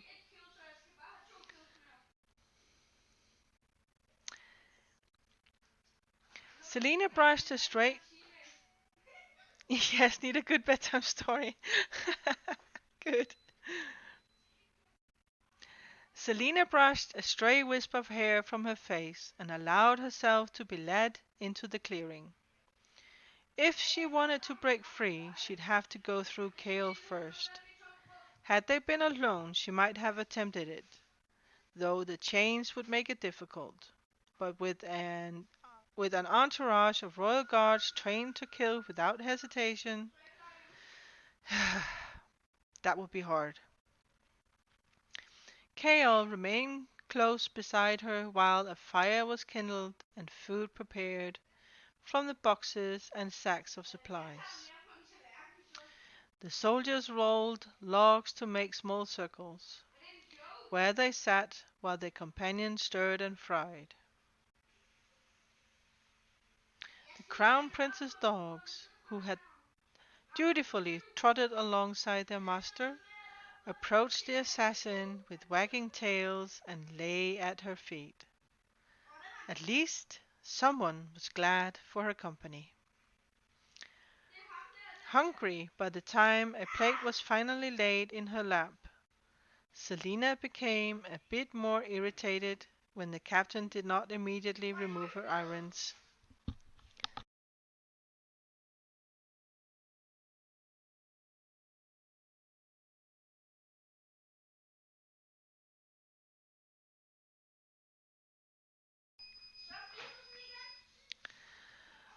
Ba-dum, bum, bum, bum, bum. When the captain did not immediately remove her irons. Yeah, well, sorry, my boy just asked for my attention. After giving her a long warning look, he unlocked her chains and clamped them onto her ankles. She only rolled her eyes as she raised a small portion of meat to her lips. She chewed slowly. The last thing she needed was to be sick in front of them. While the soldiers talked amongst themselves, Selina took in their surroundings. She and Kale sat with 5 soldiers.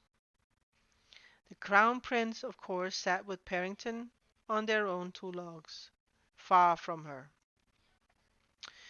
While Dorian had been all arrogance and amusement the previous night, his features were grave as he spoke to the Duke. His entire body seemed tense, and she didn't fail to notice the way he clenched his jaw when Parrington spoke. Whatever their relationship was, it wasn't cordial. Mid-bite, Selina tore her focus from the prince to study the trees. The forest has gone silent. The ebony hound's ears were erect, though they didn't seem to be bothered by the stillness. Even then the soldiers quieted. Her heart skipped a beat. The forest was different here. The leaves dangled like jewels, tiny droplets of ruby, pearl, topaz, amethyst, emerald, and garnet, and a carpet of such riches coated the forest floor around them.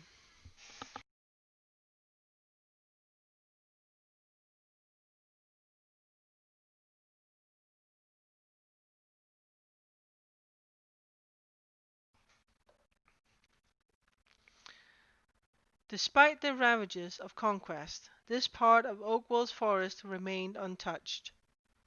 It still echoed with the remnants of the power that had once given these trees such unnatural beauty. She'd been only 8 when Arobin Hamel, her mentor and the king of the assassins, found her half submerged on the banks of a frozen river and brought her to his keep on the border between Ardalan and Terrassen. While training her to be his finest and most loyal assassin, Arobin had never allowed her to return home to Terrassen. But she still remembered the beauty of the world before the king of Ardalan had ordered so much of it burned. Now there was nothing left for her there, nor would there ever be. Arobin had never said it loud, but if she refused his offer to train her, he would have handed her to those who would have killed her. Or worse. She'd been newly orphaned, and, and even at 8, she knew that a life with Arobin, with a new name that no one would recognize, but someday everyone would fear, was a chance to start over. To escape the fate that led her to leap into the icy river that night 10 years ago. Damned forest, said an olive-skinned soldier in their circle. A soldier beside him chuckled. The sooner it's burned, the better, I say. The soldier nodded, and Selina stifled. It's full of hate, said another. Did you expect anything else? She interrupted. Cale's hand darted to his sword as the soldier turned to her, some of them sneering. This isn't just any forest. She beckoned with her fork to the woods. It's Brannan's forest. My father used to tell me stories about it being full of fairies, a soldier said. They are all gone now. Excuse me. One took a bite from an apple and said, along with those damned Richard Fay. Another said, we got rid of them, didn't we? I'd watch your tongues, Selina snapped. King Brannan was Fay, and Oakwall is still his. I wouldn't be surprised if some of the trees remember him. The soldiers laughed. They have to be 2,000 years old, them trees, said one. Fae are immortal, she said. Trees ain't. Bristling, Selina shook her head and took another small forkful of food. What do you know about this forest? Kael quietly asked her. Was he mocking her? The soldiers sat forward, poised to laugh, but the captain's golden brown eyes held mere curiosity. She swallowed her meat. Before Ardalan began its conquest, this forest was cloaked in magic. She said softly, but not meekly. He waited for her to continue, but she had said enough. And? He prodded. And that's all I know, she said, meeting his gaze. Disappointed at the lack of anything to mock, the soldiers returned to their meals. She had lied, and Kael knew it. She knew plenty about this forest, knew that the denizens of this place had once been fairied. Gnomes, sprites, nymphs, goblins, more names than anyone could count or remember, all ruled by their larger human-like cousins, the immortal Fae, the original inhabitants and settlers of the continent, and the oldest beings in Irilea. Oh, be right back. I have a phone call. Damn it. Don't they know I'm streaming?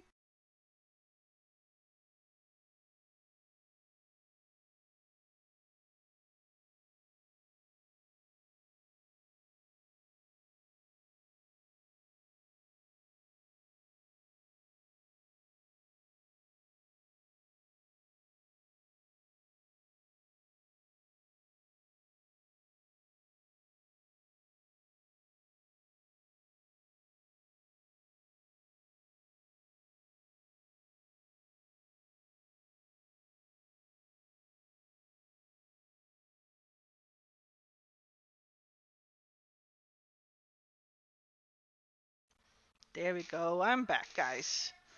We gotta we gotta read, you know. They can't keep calling me, knocking on my door and stuff.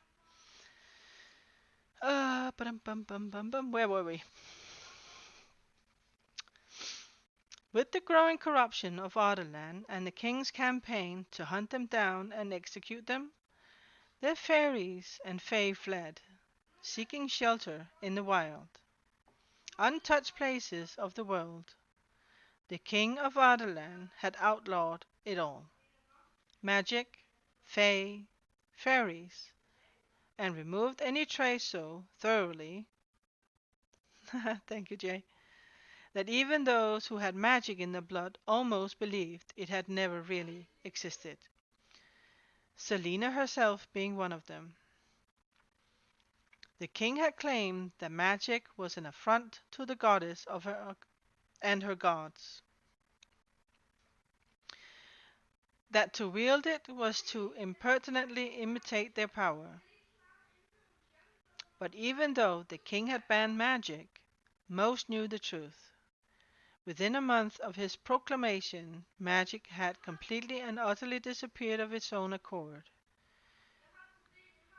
Perhaps it had realized what horrors were coming.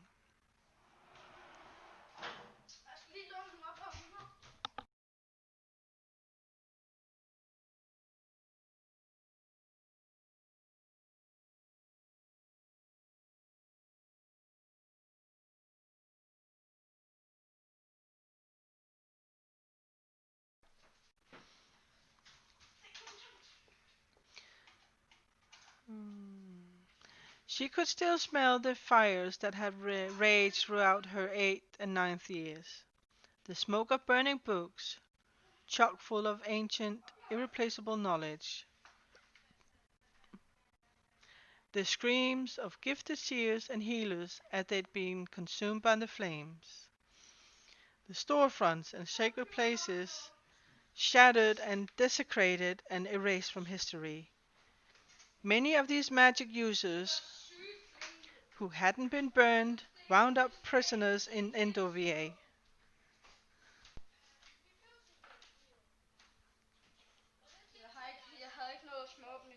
Nej, skal under den dør der. Mark.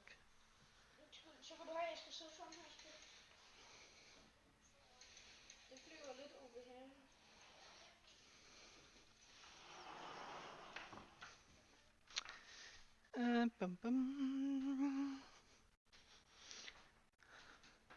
And most didn't survive long there. It had been a while since they contemplated the gifts they lost. Thought the memory of her abilities haunted her dreams. Despite the carnage, perhaps it was good that magic had vanished. It was far too dangerous for any sane person to wield. Her gifts might have destroyed her, by this point. The smoking fire burned her eyes as she took another bite. She'd never forget the stories about Oakville Forest. Legends of Dark? No, she has not murdered him yet.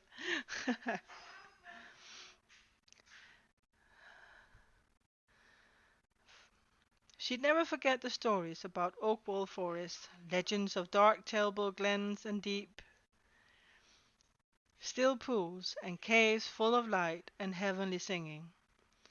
But they were now only stories and nothing more. To speak of them was to invite trouble. But we love trouble, don't we? She looked at the sunlight filtering through the canopy, how the trees swayed in the wind with their long, bony arms around each other. She suppressed a shiver. Lunch, thankfully, was over quickly. Her chains were transferred to her wrist again, and the horses were refreshed and reloaded. Selina's legs had become so stiff that Cale was forced to help her onto her horse. It was painful to ride, and her nose also suffered a blow as the continual stench of horse sweat and excrement floated to the back of the entourage.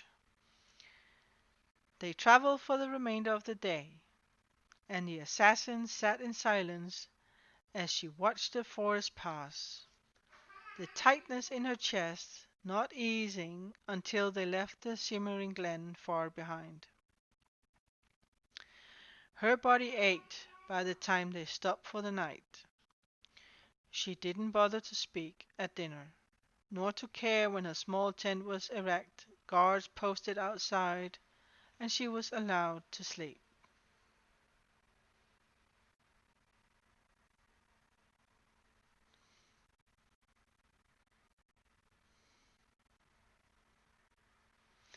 Still shackled to one of them. She didn't dream, but when she awoke she couldn't believe her eyes.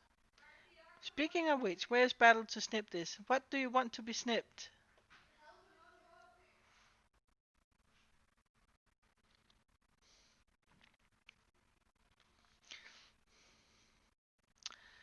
Small white flowers lay at the foot of her cot.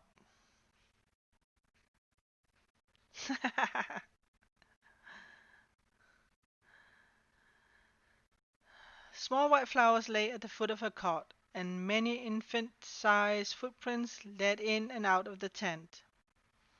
Before someone could enter and notice, Selina swept a foot over the tracks, destroying any trace, and stuffed the flowers into a nearby satchel. Though no one mentioned another word about fairies as they traveled onward, Selina continually scanned the soldiers' faces for any indication that they'd seen something strange. She spent a good portion of the following day with sweaty palms and a racing heartbeat, and kept one eye fixed on the passing woods.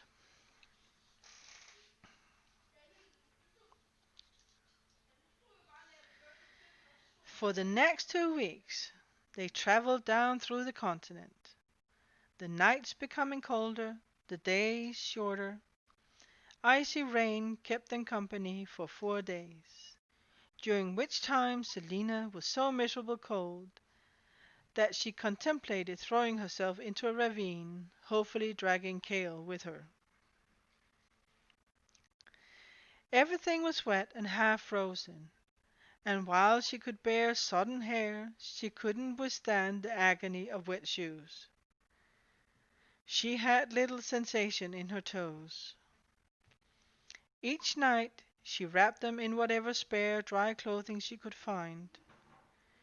She felt as though she were in state of partial decay, and with each gust of frigid, stinging wind, she wondered when her skin would rip from her bones.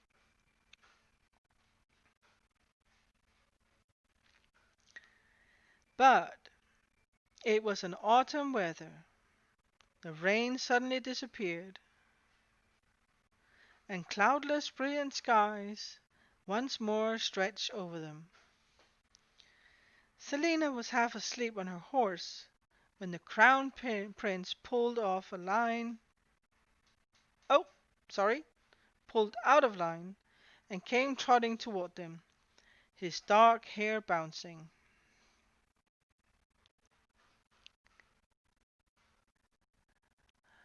Yeah, Simmons! Yes, you missed so much. We are at chapter 6 now.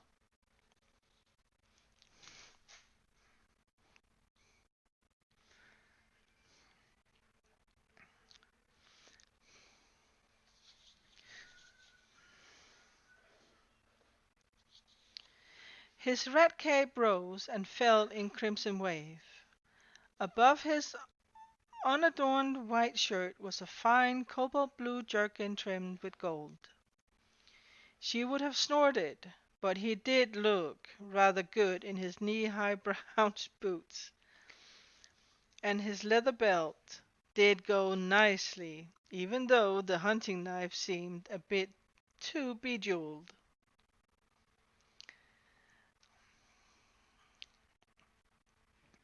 He pulled up alongside Cale.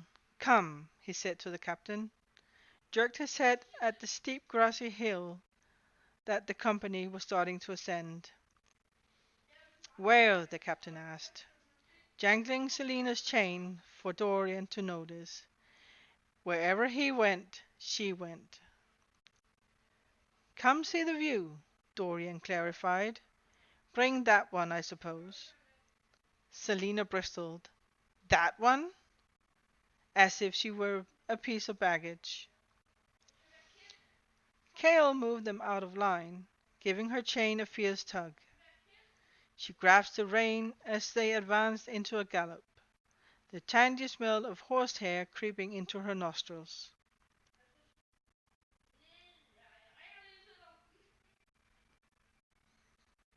They rode quickly up the steep hill, the horse jerking and surging beneath her. Selina tried not to wince as she slid backward into the saddle. If she fell, she died of humiliation.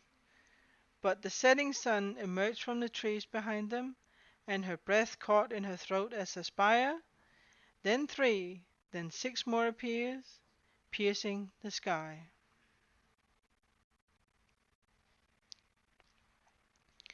Atop the hill, Selina stared at the crowning achievement of the Ardenland, the glass castle of Rifthold. It was gargantuan, a vertical city of shimmering, crystal-lined towers and bridges, chambers and turrets, domed ballrooms and long, endless hallways. It had been built above the original stone castle and cost a kingdom's wealth to construct.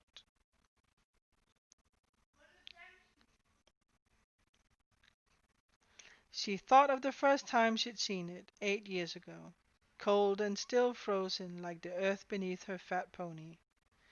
Even then, she found the castle tasteless, a waste of resources and talent, its towers reaching into the sky like clawed fingers. She remembered the powder blue cloak that she kept touching, the weight of her fresh curls, the scratch of her stockings against the saddle. How she worried about the spot of mud on her red velvet shoes, and how she kept on thinking about that man, the man she killed 3 days earlier. One more tower and the whole thing would collapse. The crown prince said from his spot on the other side of Chaos. The sound of their approaching party filled the air. "We still got a few miles left, and I'd rather navigate those foothills in the daylight. We'll camp here tonight." "I wonder what your father would think of her," Cale said. "Oh, he'll be fine. Until she opens her mouth." Cheeky.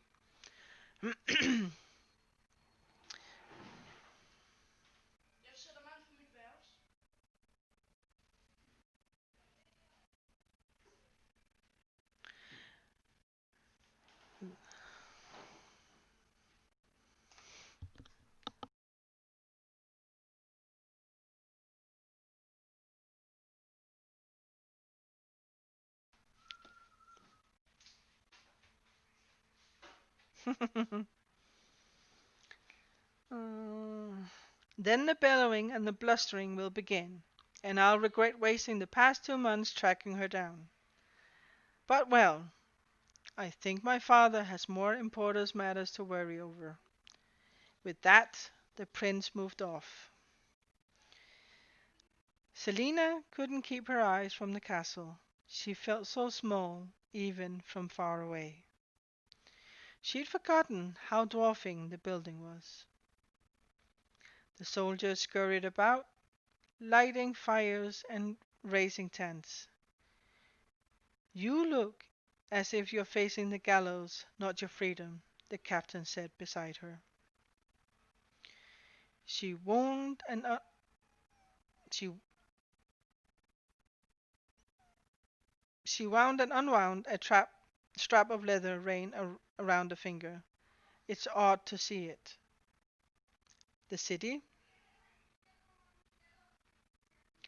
the city, the castle, the slums, the river. The shadow of the castle grew across the city like a hulking beast. I still don't entirely know how it happened. How you were captured? She nodded. Despite your visions of a perfect world under an empire, your rulers and politicians are quick to destroy each other. So are assassins, I suppose. You believe one of your kind betrayed you?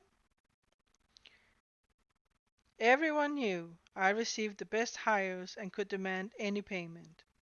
She scanned the twisting city streets and the winding glimmer of the river. Where I gone, were I gone, a vacancy would arise from which they could profit. It might have been one, it might have been many.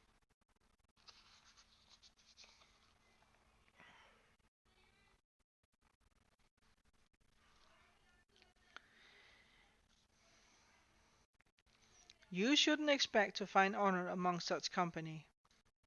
I didn't say that I did. I never trusted most of them, and I knew they hated me. She had her suspicions, of course, and the one that seemed most likely was a truth she wasn't ready yet to face. Not now, not ever. And Dovier must have been terrible, Carol said. Nothing malicious or mocking lay beneath his words. Did she dare call it sympathy? Yes, she said slowly, it was. He gave her a look that asked for more. Well, what she did, she'd care if she told him. Oh, sorry, me is reading wrong. Well, what did she care if she told him? When I arrived, they cut my hair, gave me rags, and put a pickaxe in my hand as if I knew what to do with it. They chained me to others, and I endured my whippings with the rest of them. But the overseers had been instructed to treat me with extra care, and took the liberty of rubbing salt into my wounds.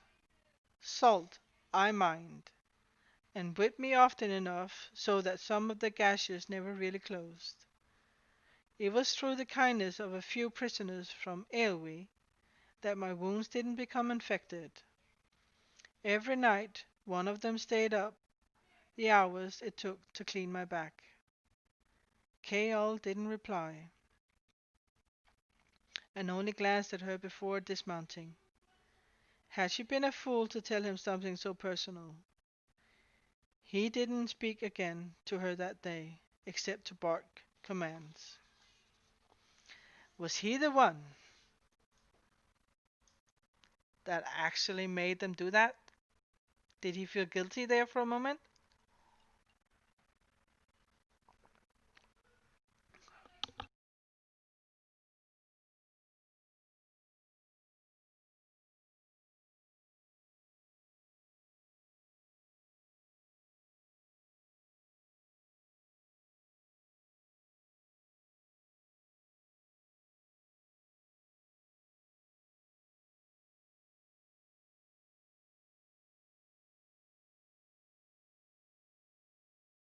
Oh my god. I'm sorry, guys. I nearly choked on my tea.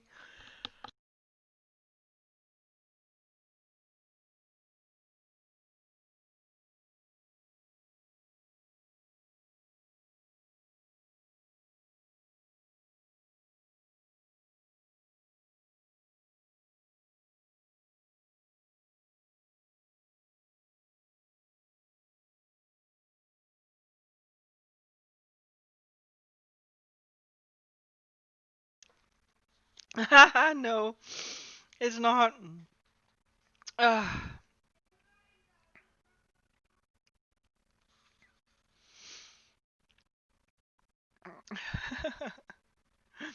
Selina awoke with a gasp, a hand on her throat, cold sweat sliding down her back and pooling in the hollow between her mouth and chin.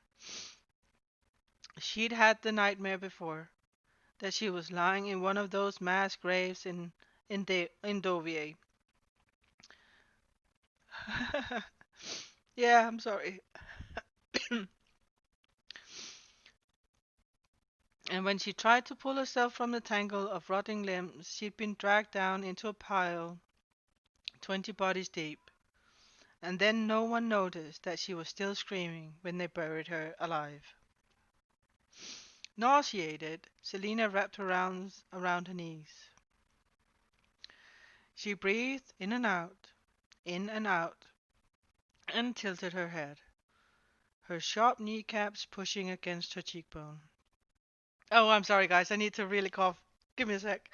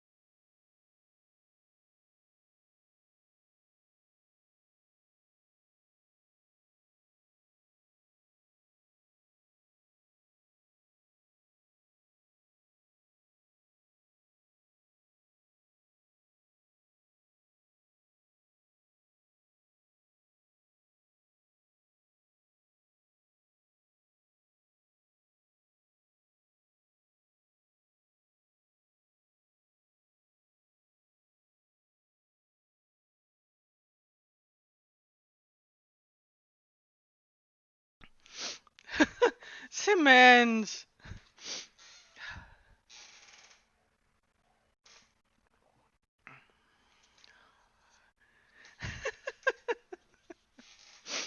Ah.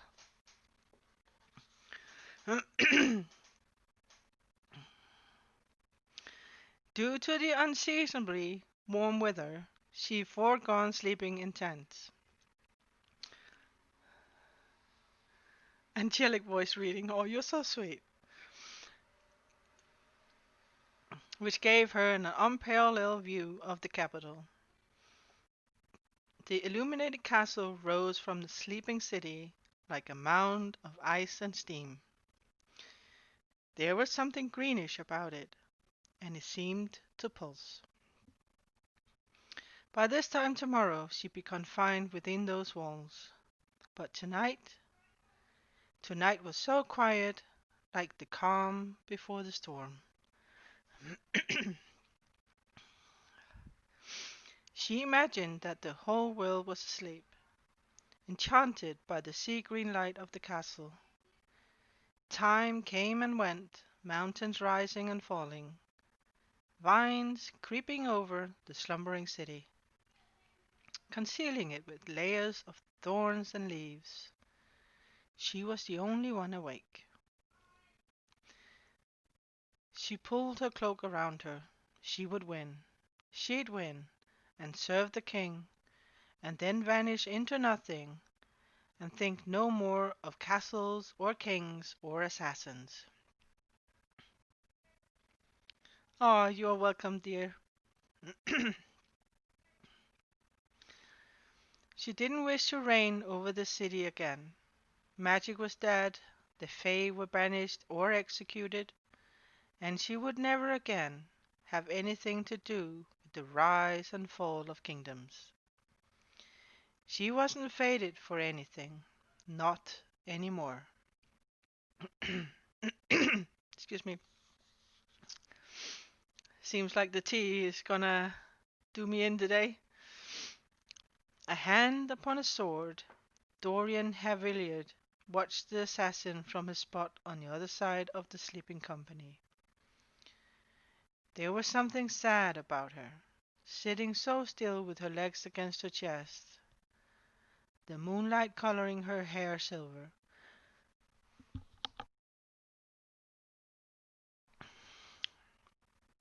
No bold, swaggering expressions strutted across her face as the glow of the castle ripped in her eyes.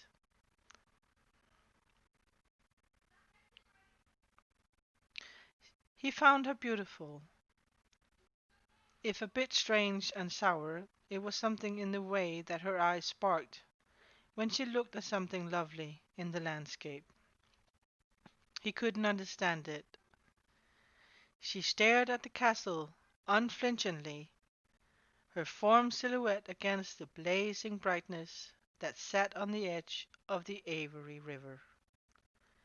Clouds gathering above them, and she raised her head. Through a clearing in the swirling mass, a cluster of stars could be seen. He couldn't help thinking that they gazed down on her. No, he had to remember she was an assassin with the blessing of a pretty face and sharp wits. She washed her hands with blood,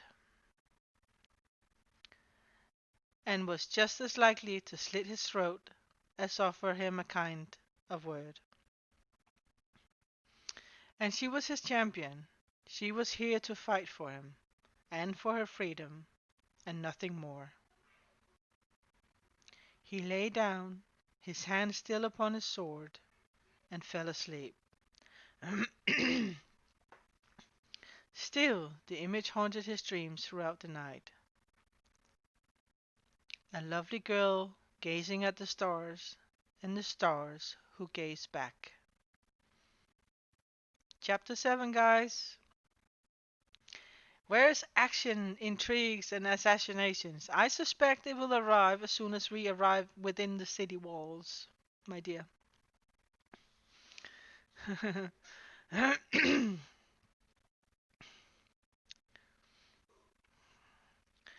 Trumpeters signals their arrival as they pass through looming alabaster walls of Rifthold. Crimson flags depicting gold wyverns flapped in the wind above the capital city. The cobblestone streets were cleared of traffic, and Selina, unchained, dressed, painted, and seated in front of Kale, frowned as the odor of the city met her nose.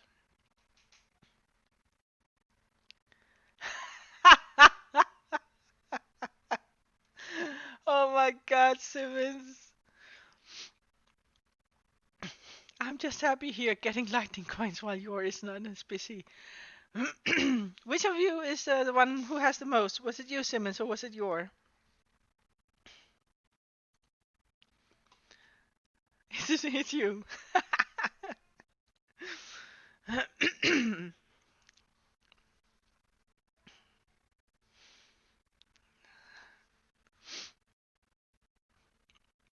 Good. Good dear.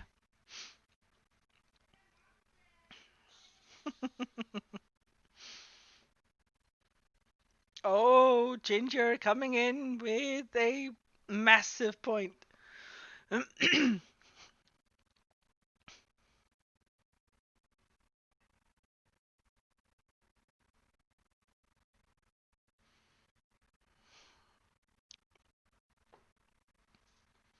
Yeah, you have something to catch up on there.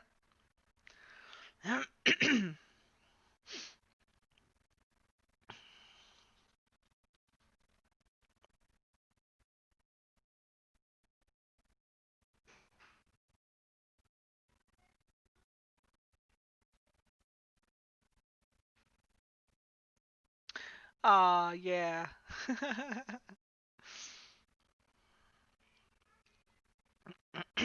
All right, let's see what happens when they come into the city.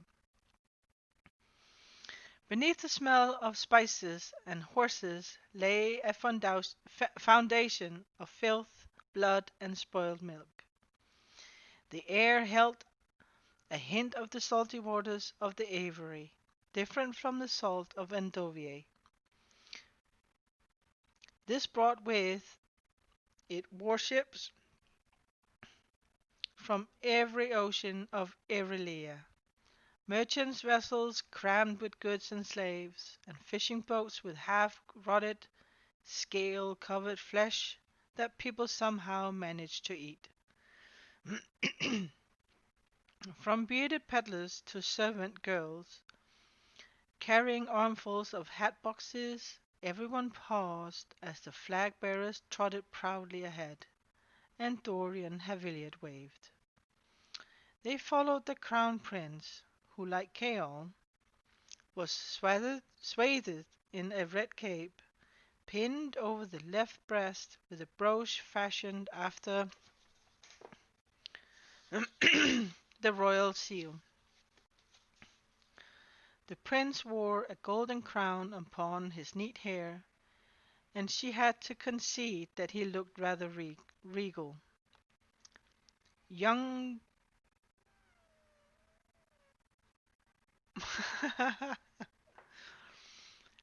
young women flocked to them, waving.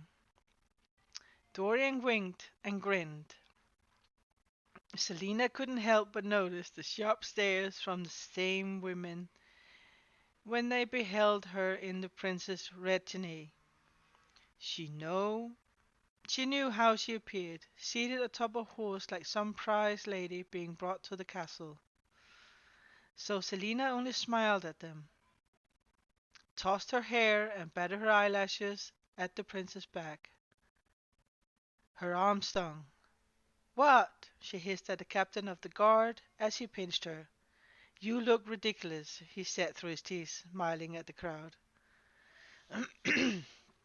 She mirrored his expression. "They are ridiculous. Be quiet and act normally." His breath was hot on her neck.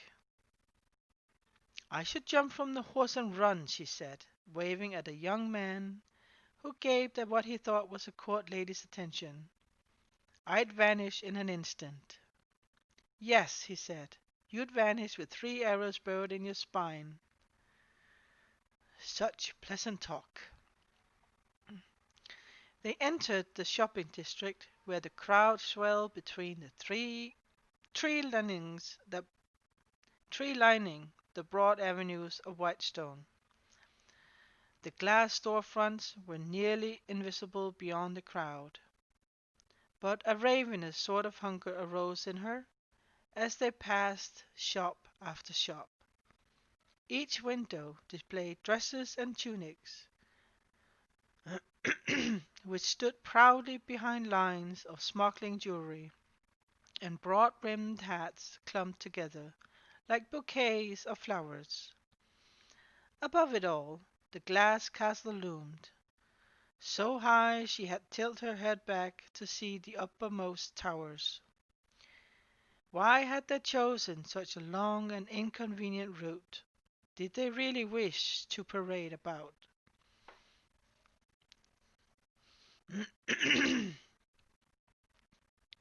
I would never believe you, Ginger. If you said no, I would never. I know enough of you guys that are simply everyone is gathering in to get me to sing on stream.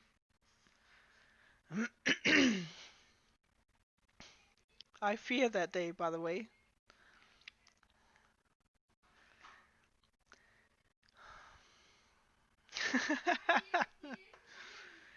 Can I call in sick that day?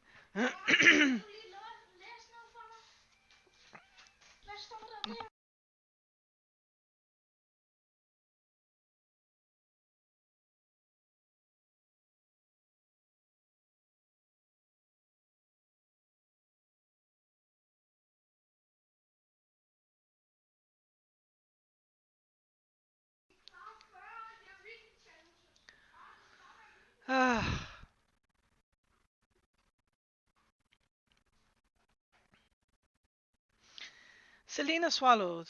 There was a break in the buildings, and sails spread like moth wings greeted them as they turned into the avenue along the Avery.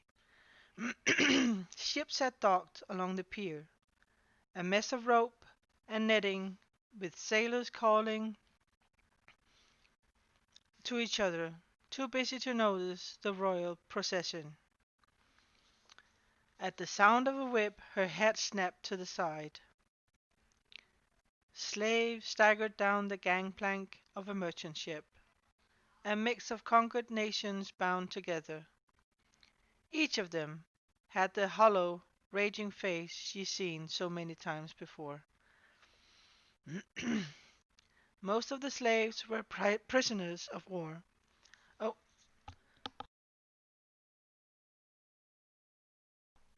excuse me.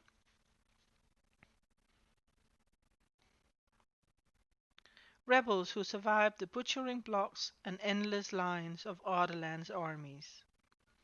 Some were probably people who had been caught or accused of trying to practice magic, but others were just ordinary folk in the wrong place at the wrong time. Now that they noticed there were countless chained slaves working the docks, lifting and sweating, holding parasols and pouring water. Det er Mhm. Eyes on the ground or the sky. Tak skat. Kisses from a boy. Never on what was before them. She wanted to leap from her horse and run to them, or to simply scream that she wasn't part of the prince's court, that she had no hand in bringing them here, chained and starved and beaten, that she had worked and bled with them, with their families and friends. She was not like these monsters that destroyed everything, that she had done nothing, oh, something, that she had done something nearly 2 years ago when she had freed almost 200 slaves from the pirate lord. Even that, though, wasn't enough. The city was suddenly separate, ripped from her. People still waved and bowed, cheering and laughing, throwing flowers at other nonsense before their horses. She had difficulty breathing. Sooner than she would have liked, the iron and glass gate of the castle appeared. Lattice-work doors opened, and a dozen guards flanked the cobblestone path that led through the archway. Spears erect, they held rectangular shields, and their eyes were dark beneath bronze helmets. Each wore a red cape. Their armor, while tarnished and well crafted from copper and leather.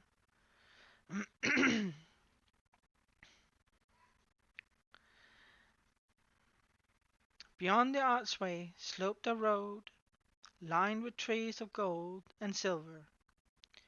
Glass lampposts sprouted up between the hedges bordering the path. The sound of the city vanished as they passed under another arch, this one made of sparkling glass, and the castle rose before them. Kaol sighed as he dismounted in the open courtyard. Hands pulled Selina from the saddle and set her on wobbly legs. Glass gleamed everywhere, and a hand clamped on her shoulder. Stable boys quietly and quickly led her horse away. Keol pulled her to his side, keeping a firm grip on her cloak as the crown prince approached. 600 rooms, military and servant quarters, 3 gardens, a game park, a stable on either side, said Dorian, staring at his home. Who could ever need so much space? She managed a weak smile, a bit baffled by his sudden charm. I don't know how you can sleep at night with only a wall of glass keeping you from death. She glanced up, but quickly lowered her focus to the ground. She wasn't afraid of heights, but the thought of being so high up, with nothing but glass to protect her, made her stomach clench. Then you're like me, Doran chuckled. Thank the gods I gave you rooms in the stone castle. I'd hate for you to be uncomfortable. Oh, that was actually pretty nice of him.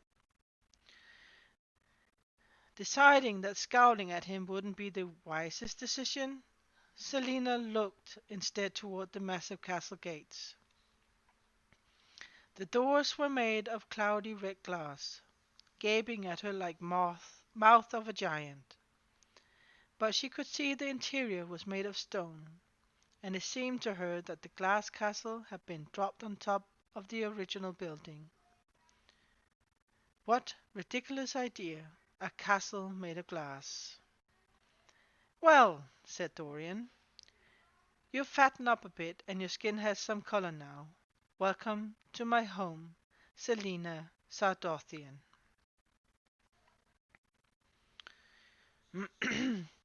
He nodded a few passing nobles. Oh, sorry. He nodded at a few passing nobles who scraped and bowed. The competition begins tomorrow. Captain Westfall will show you to your chambers. She rolled her shoulders and searched for any sign of her competitors. No one else seemed to be arriving, though. The prince nodded to another flock of cooing courtiers, and didn't look at either the assassin or the captain of the guards as he spoke again. Welcome to the stream, guys. We are reading Throne of Glass by Sarah J. Maas. I have to meet my father, he said, running his gaze along the body of a particular pretty lady.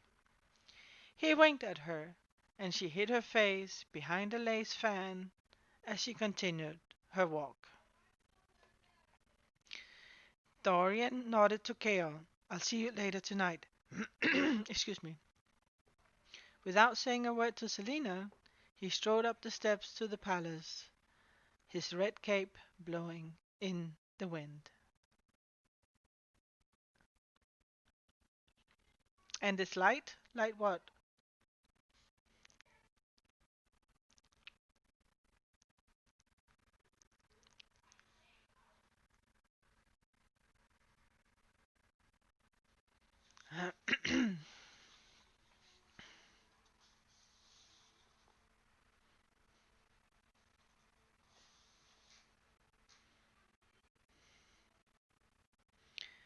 The crown prince lived up to his word.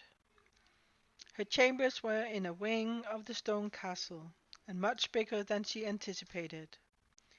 They consisted of a bedroom with an attached bathing chamber, and a dressing room, a small dining room, and a music and gaming room. Each room was furnished in gold and crimson. Her bedroom also decorated with a giant tapestry along one wall. with couches and deep cushioned chairs scattered in a tasteful manner. Her balcony overlooked a fountain in one of the gardens, and whichever it was beautiful. Never mind the guards.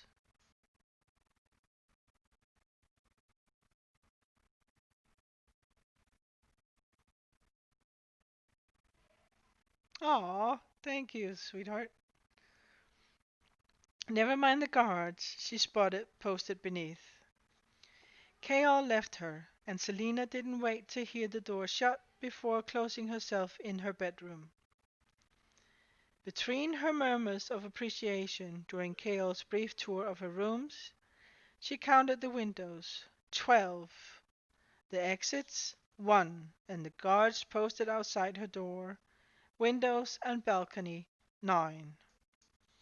They were each armed with a sword, knife, and crossbow, and though they'd been alert while their captain passed by, she knew a crossbow wasn't exactly a lightweight to bear for hours on end. Selina crept to her bedroom window, pressing herself against the marble wall, and glancing down. Sure enough, the guards had already strapped the crossbows across their backs. It would waste precious seconds to grab the weapon and load it. Seconds when she could take their swords, cut their throats, and vanish into the gardens. She smiled as she stepped fully in front of the window to study the garden. Its far border ended in the trees of a game park. She knew enough about the castle to know that she was on the southern side, and if she went through the game park, she'd reach a stone wall and the Avery River beyond. Selina opened and closed the doors of her armoire, dresser, and vanity. Yeah. Of course, there weren't any weapons, not even a fire poker, but she grabbed the few bone hairpins left in the back of the dresser drawer, and some strings she found in the mending basket of her giant dressing room.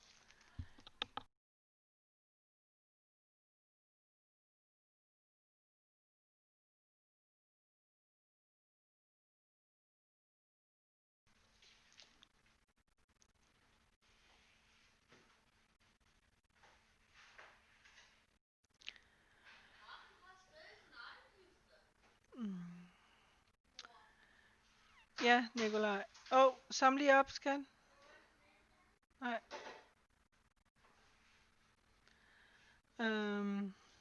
Where was I? Oh, and some strings she found in the mending basket in her giant dressing room. No needles. She knelt on the carpeted floor of the dressing room, which was void of cloth, and, on one eye on the door behind her, she made quick work of the hairpins, snapping their heads off before binding them all together with the string. When she finished, she held up the object and frowned. Well, it wasn't a knife, but clustered together like that, the jagged points of the broken pins could do some damage. She tested the tips with a finger and winced at the shard of a bone pricked her callous skin. Yes, it would certainly hurt if she jammed it into a guard's neck and disable him long enough for her to grab his weapons. Selina re-entered the bedroom, yawning, and stood on the edge of the mattress to tuck the makeshift weapon into one of the folds of the partial canopy over the bed. When she concealed it, she glanced around the room again. Something about the dimension seems a little off. Something with the height of the walls, but she couldn't be sure. Regardless, the canopy provided plenty of hiding places, What else could she take without them noticing? Kale had probably had the room looked over before they arrived. She listened at the bedroom door for any signs of activity. When she was certain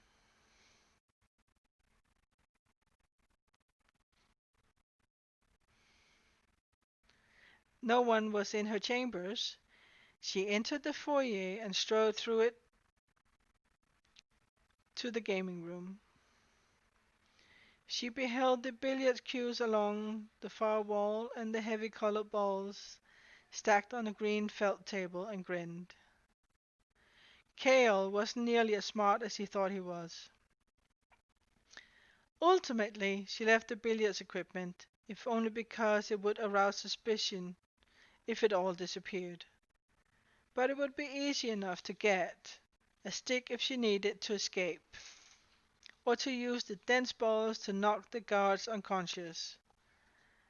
Exhausted, she returned to her bedroom and finally hoisted herself onto the enormous bed.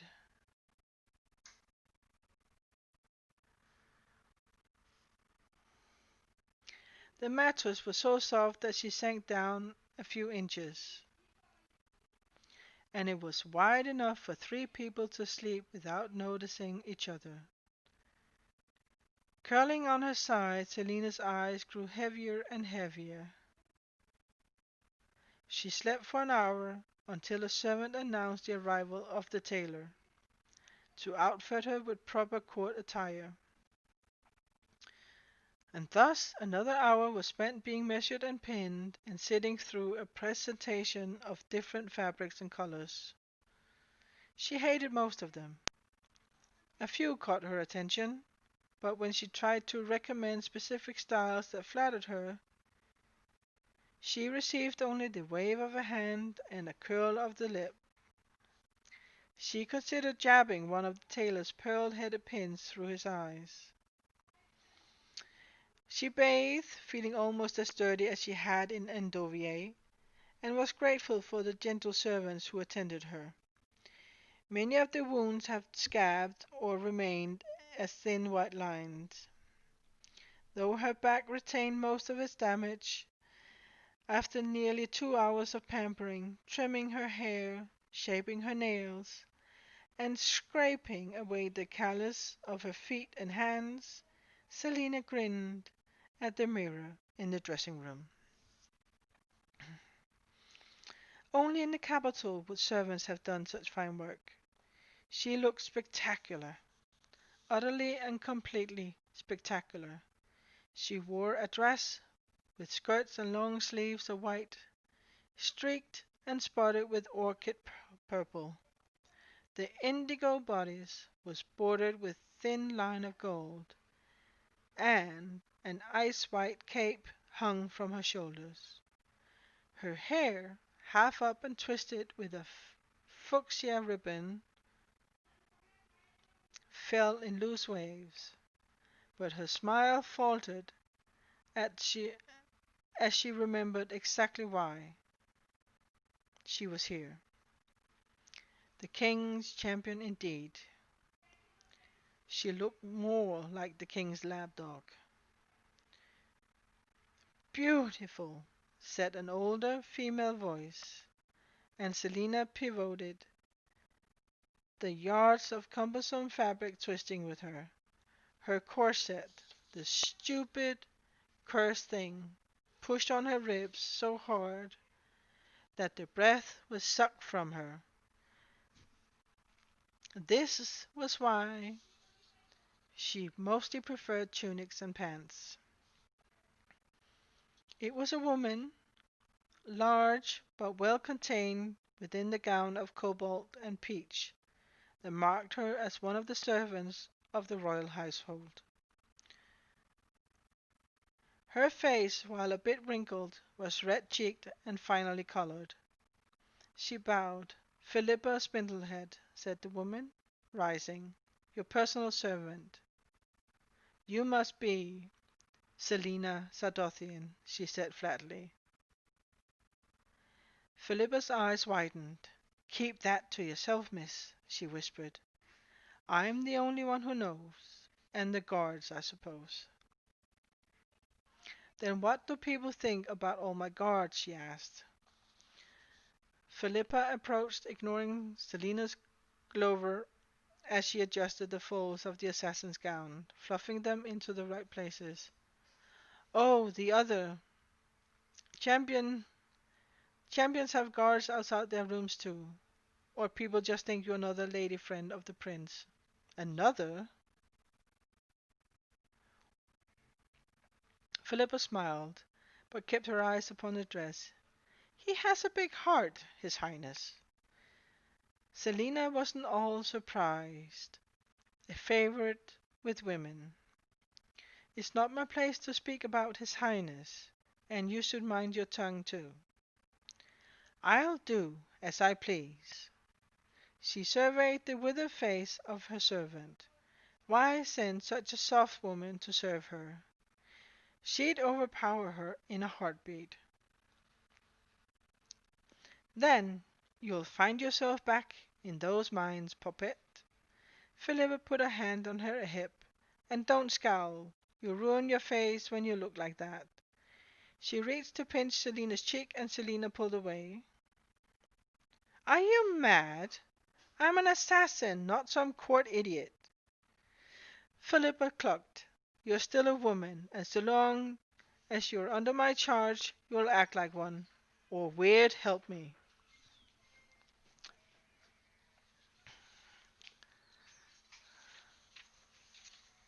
Okay. Selina blinked, then slowly said, You're awfully bold. I hope you don't act like this around court ladies. Aha! There was surely a reason why I was assigned to attend you. You understand what my occupation entails, don't you? No disrespect, but this sort of finery is worth far more than seeing my head roll on the ground. Selina's upper lip pulled back from her teeth as the servant turned from the room. Don't make such a face. Philippa called over her shoulder. It squishes that little nose of yours. Selina could only gape as the servant woman shuffled away. The Crown Prince of Ardenland stared at his father unblinkingly, waiting for him to speak. Seated on his glass throne, the King of Ardenland watched him back. Sometimes Dorian forgot how little he looked like his father. It was his younger brother, Holin, who took after the king, with his broad frame and his round, sharp-eyed face. But Dorian, tall, toned, and elegant, bore no resemblance to him. And then there was the matter of Dorian's sapphire eyes. Not even his mother had his eyes. No one knew where they came from. She has arrived, his father asked. His voice was hard, edged with clash of shield and the scream of arrows. As far as greetings went, that was probably the kindest one he'd get. She shouldn't pose any threat or problems while she's here, Dorian said as calmly as he could. Picking Sardothian had been a gamble, a bet against his father's tolerance. He was about to see if it was worth it. You think like every fool she's murdered. Dorian straightened as the king continued. She owes allegiance to none but herself, and won't bark at putting a knife through your heart. Which is why she'll be fully capable of winning this competition of yours. His father said nothing, and Dorian went on, his heart racing. Come to think of it, the whole competition might be unnecessary. You say that because you're afraid of losing good coin. If only his father knew that he hadn't just ventured to find a champion to win gold, but also to get out, to get away from him for as long as he could manage. Dorian steeled his nerve, remembering the words he'd been brooding over the entire journey from Endovier. I guarantee she'll be able to fulfill her duties. We truly don't need to train her.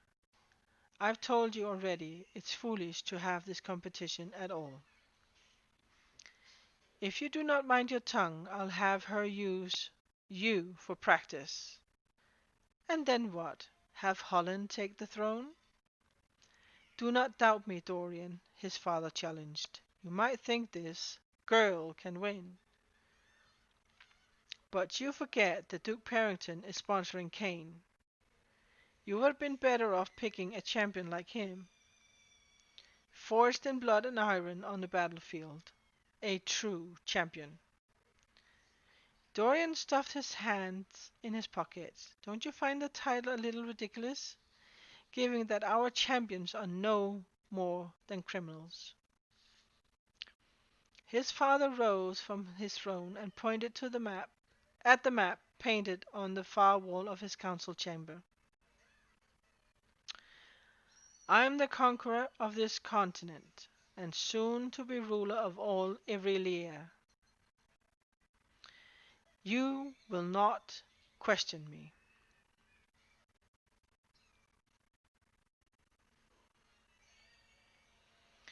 Dorian, realizing how close he was to crossing a boundary between impertinence and rebellion, a boundary that he'd been very, very careful to maintain, mumbled his apologies. "We're at war with Wendlin," his father went on. "I have enemies all around.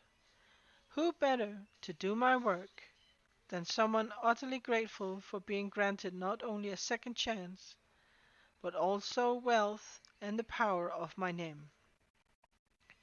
The king smiled when Dorian didn't reply. Dorian tried not to flinch as his father studied him. "Parrington tells me that you behaved yourself well on this trip. With Parrington as a watchdog, I couldn't do otherwise. I'll not have some peasant woman banging on the gate, wailing that you've broken her heart." Dorian's face colored, but he did not drop his father's stare. "I've toiled too hard and long to establish my empire. You will not complicate it with illegitimate heirs. Marry a proper woman, then dally as you will after you've given me a grandson or two. When you are king, you will understand the consequences." "When I'm king, I won't declare control over Terrasson through thin claims of inheritance." Cale had warned him to watch his mouth when speaking to his father, but when he spoke to him like that, as if he was a pampered idiot, even if you offered them self-rule, those rebels would mount your head on a pike before the gates of Orinth. Perhaps alongside all my illegitimate heirs, if I am so fortunate." The king gave him a poisonous smile. "My silver-tongued son." They watched each other out. Uh, oh, sorry. They watched each other in silence before Dorian spoke again. "Perhaps you should consider our difficulty in getting past Wendland's naval defenses to be a sign that you should stop playing at being a god." "Playing?" The king smiled, his crooked teeth glowing yellow in the firelight. "I am not playing, and this is not a game." Dorian's shoulders stiffened. "Though she may look pleasant, she's still a witch. You are to keep your distance, understood?" "Who? The assassin?" "She's dangerous, boy, even if you are sponsoring her. She wants one thing and one thing only. Don't think she won't use you to get it. If you court her, the consequences will not be pleasant. Not from her, not from me." "And if I condescend to associate with her, what would you do, father? Throw me in the mines as well?" His father was upon him before Dorian could brace himself. The back of the king's hand connected with Dorian's cheek, and the prince staggered, but regained his countenance. His face throbbed, stinging so badly, he fought to keep his eyes from watering. "Son or no son," the king snarled, "I am still your king. You will obey me, Dorian Haviliard, or you will pay. I'll have no more of your questioning." Knowing he'd only cause more trouble for himself as he stayed, if he stayed, the Crown Prince of Ardenland bowed silently and left his father, eyes gleaming with barely controlled anger. All right, guys, that was all the way up to chapter 8.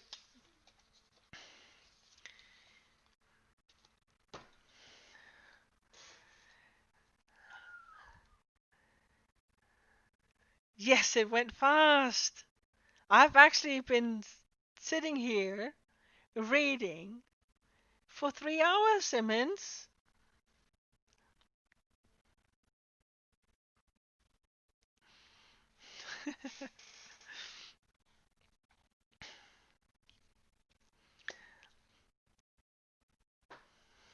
Yes, I have, guys. And I'm astounded that you haven't fallen asleep, all of you, with my boring voice.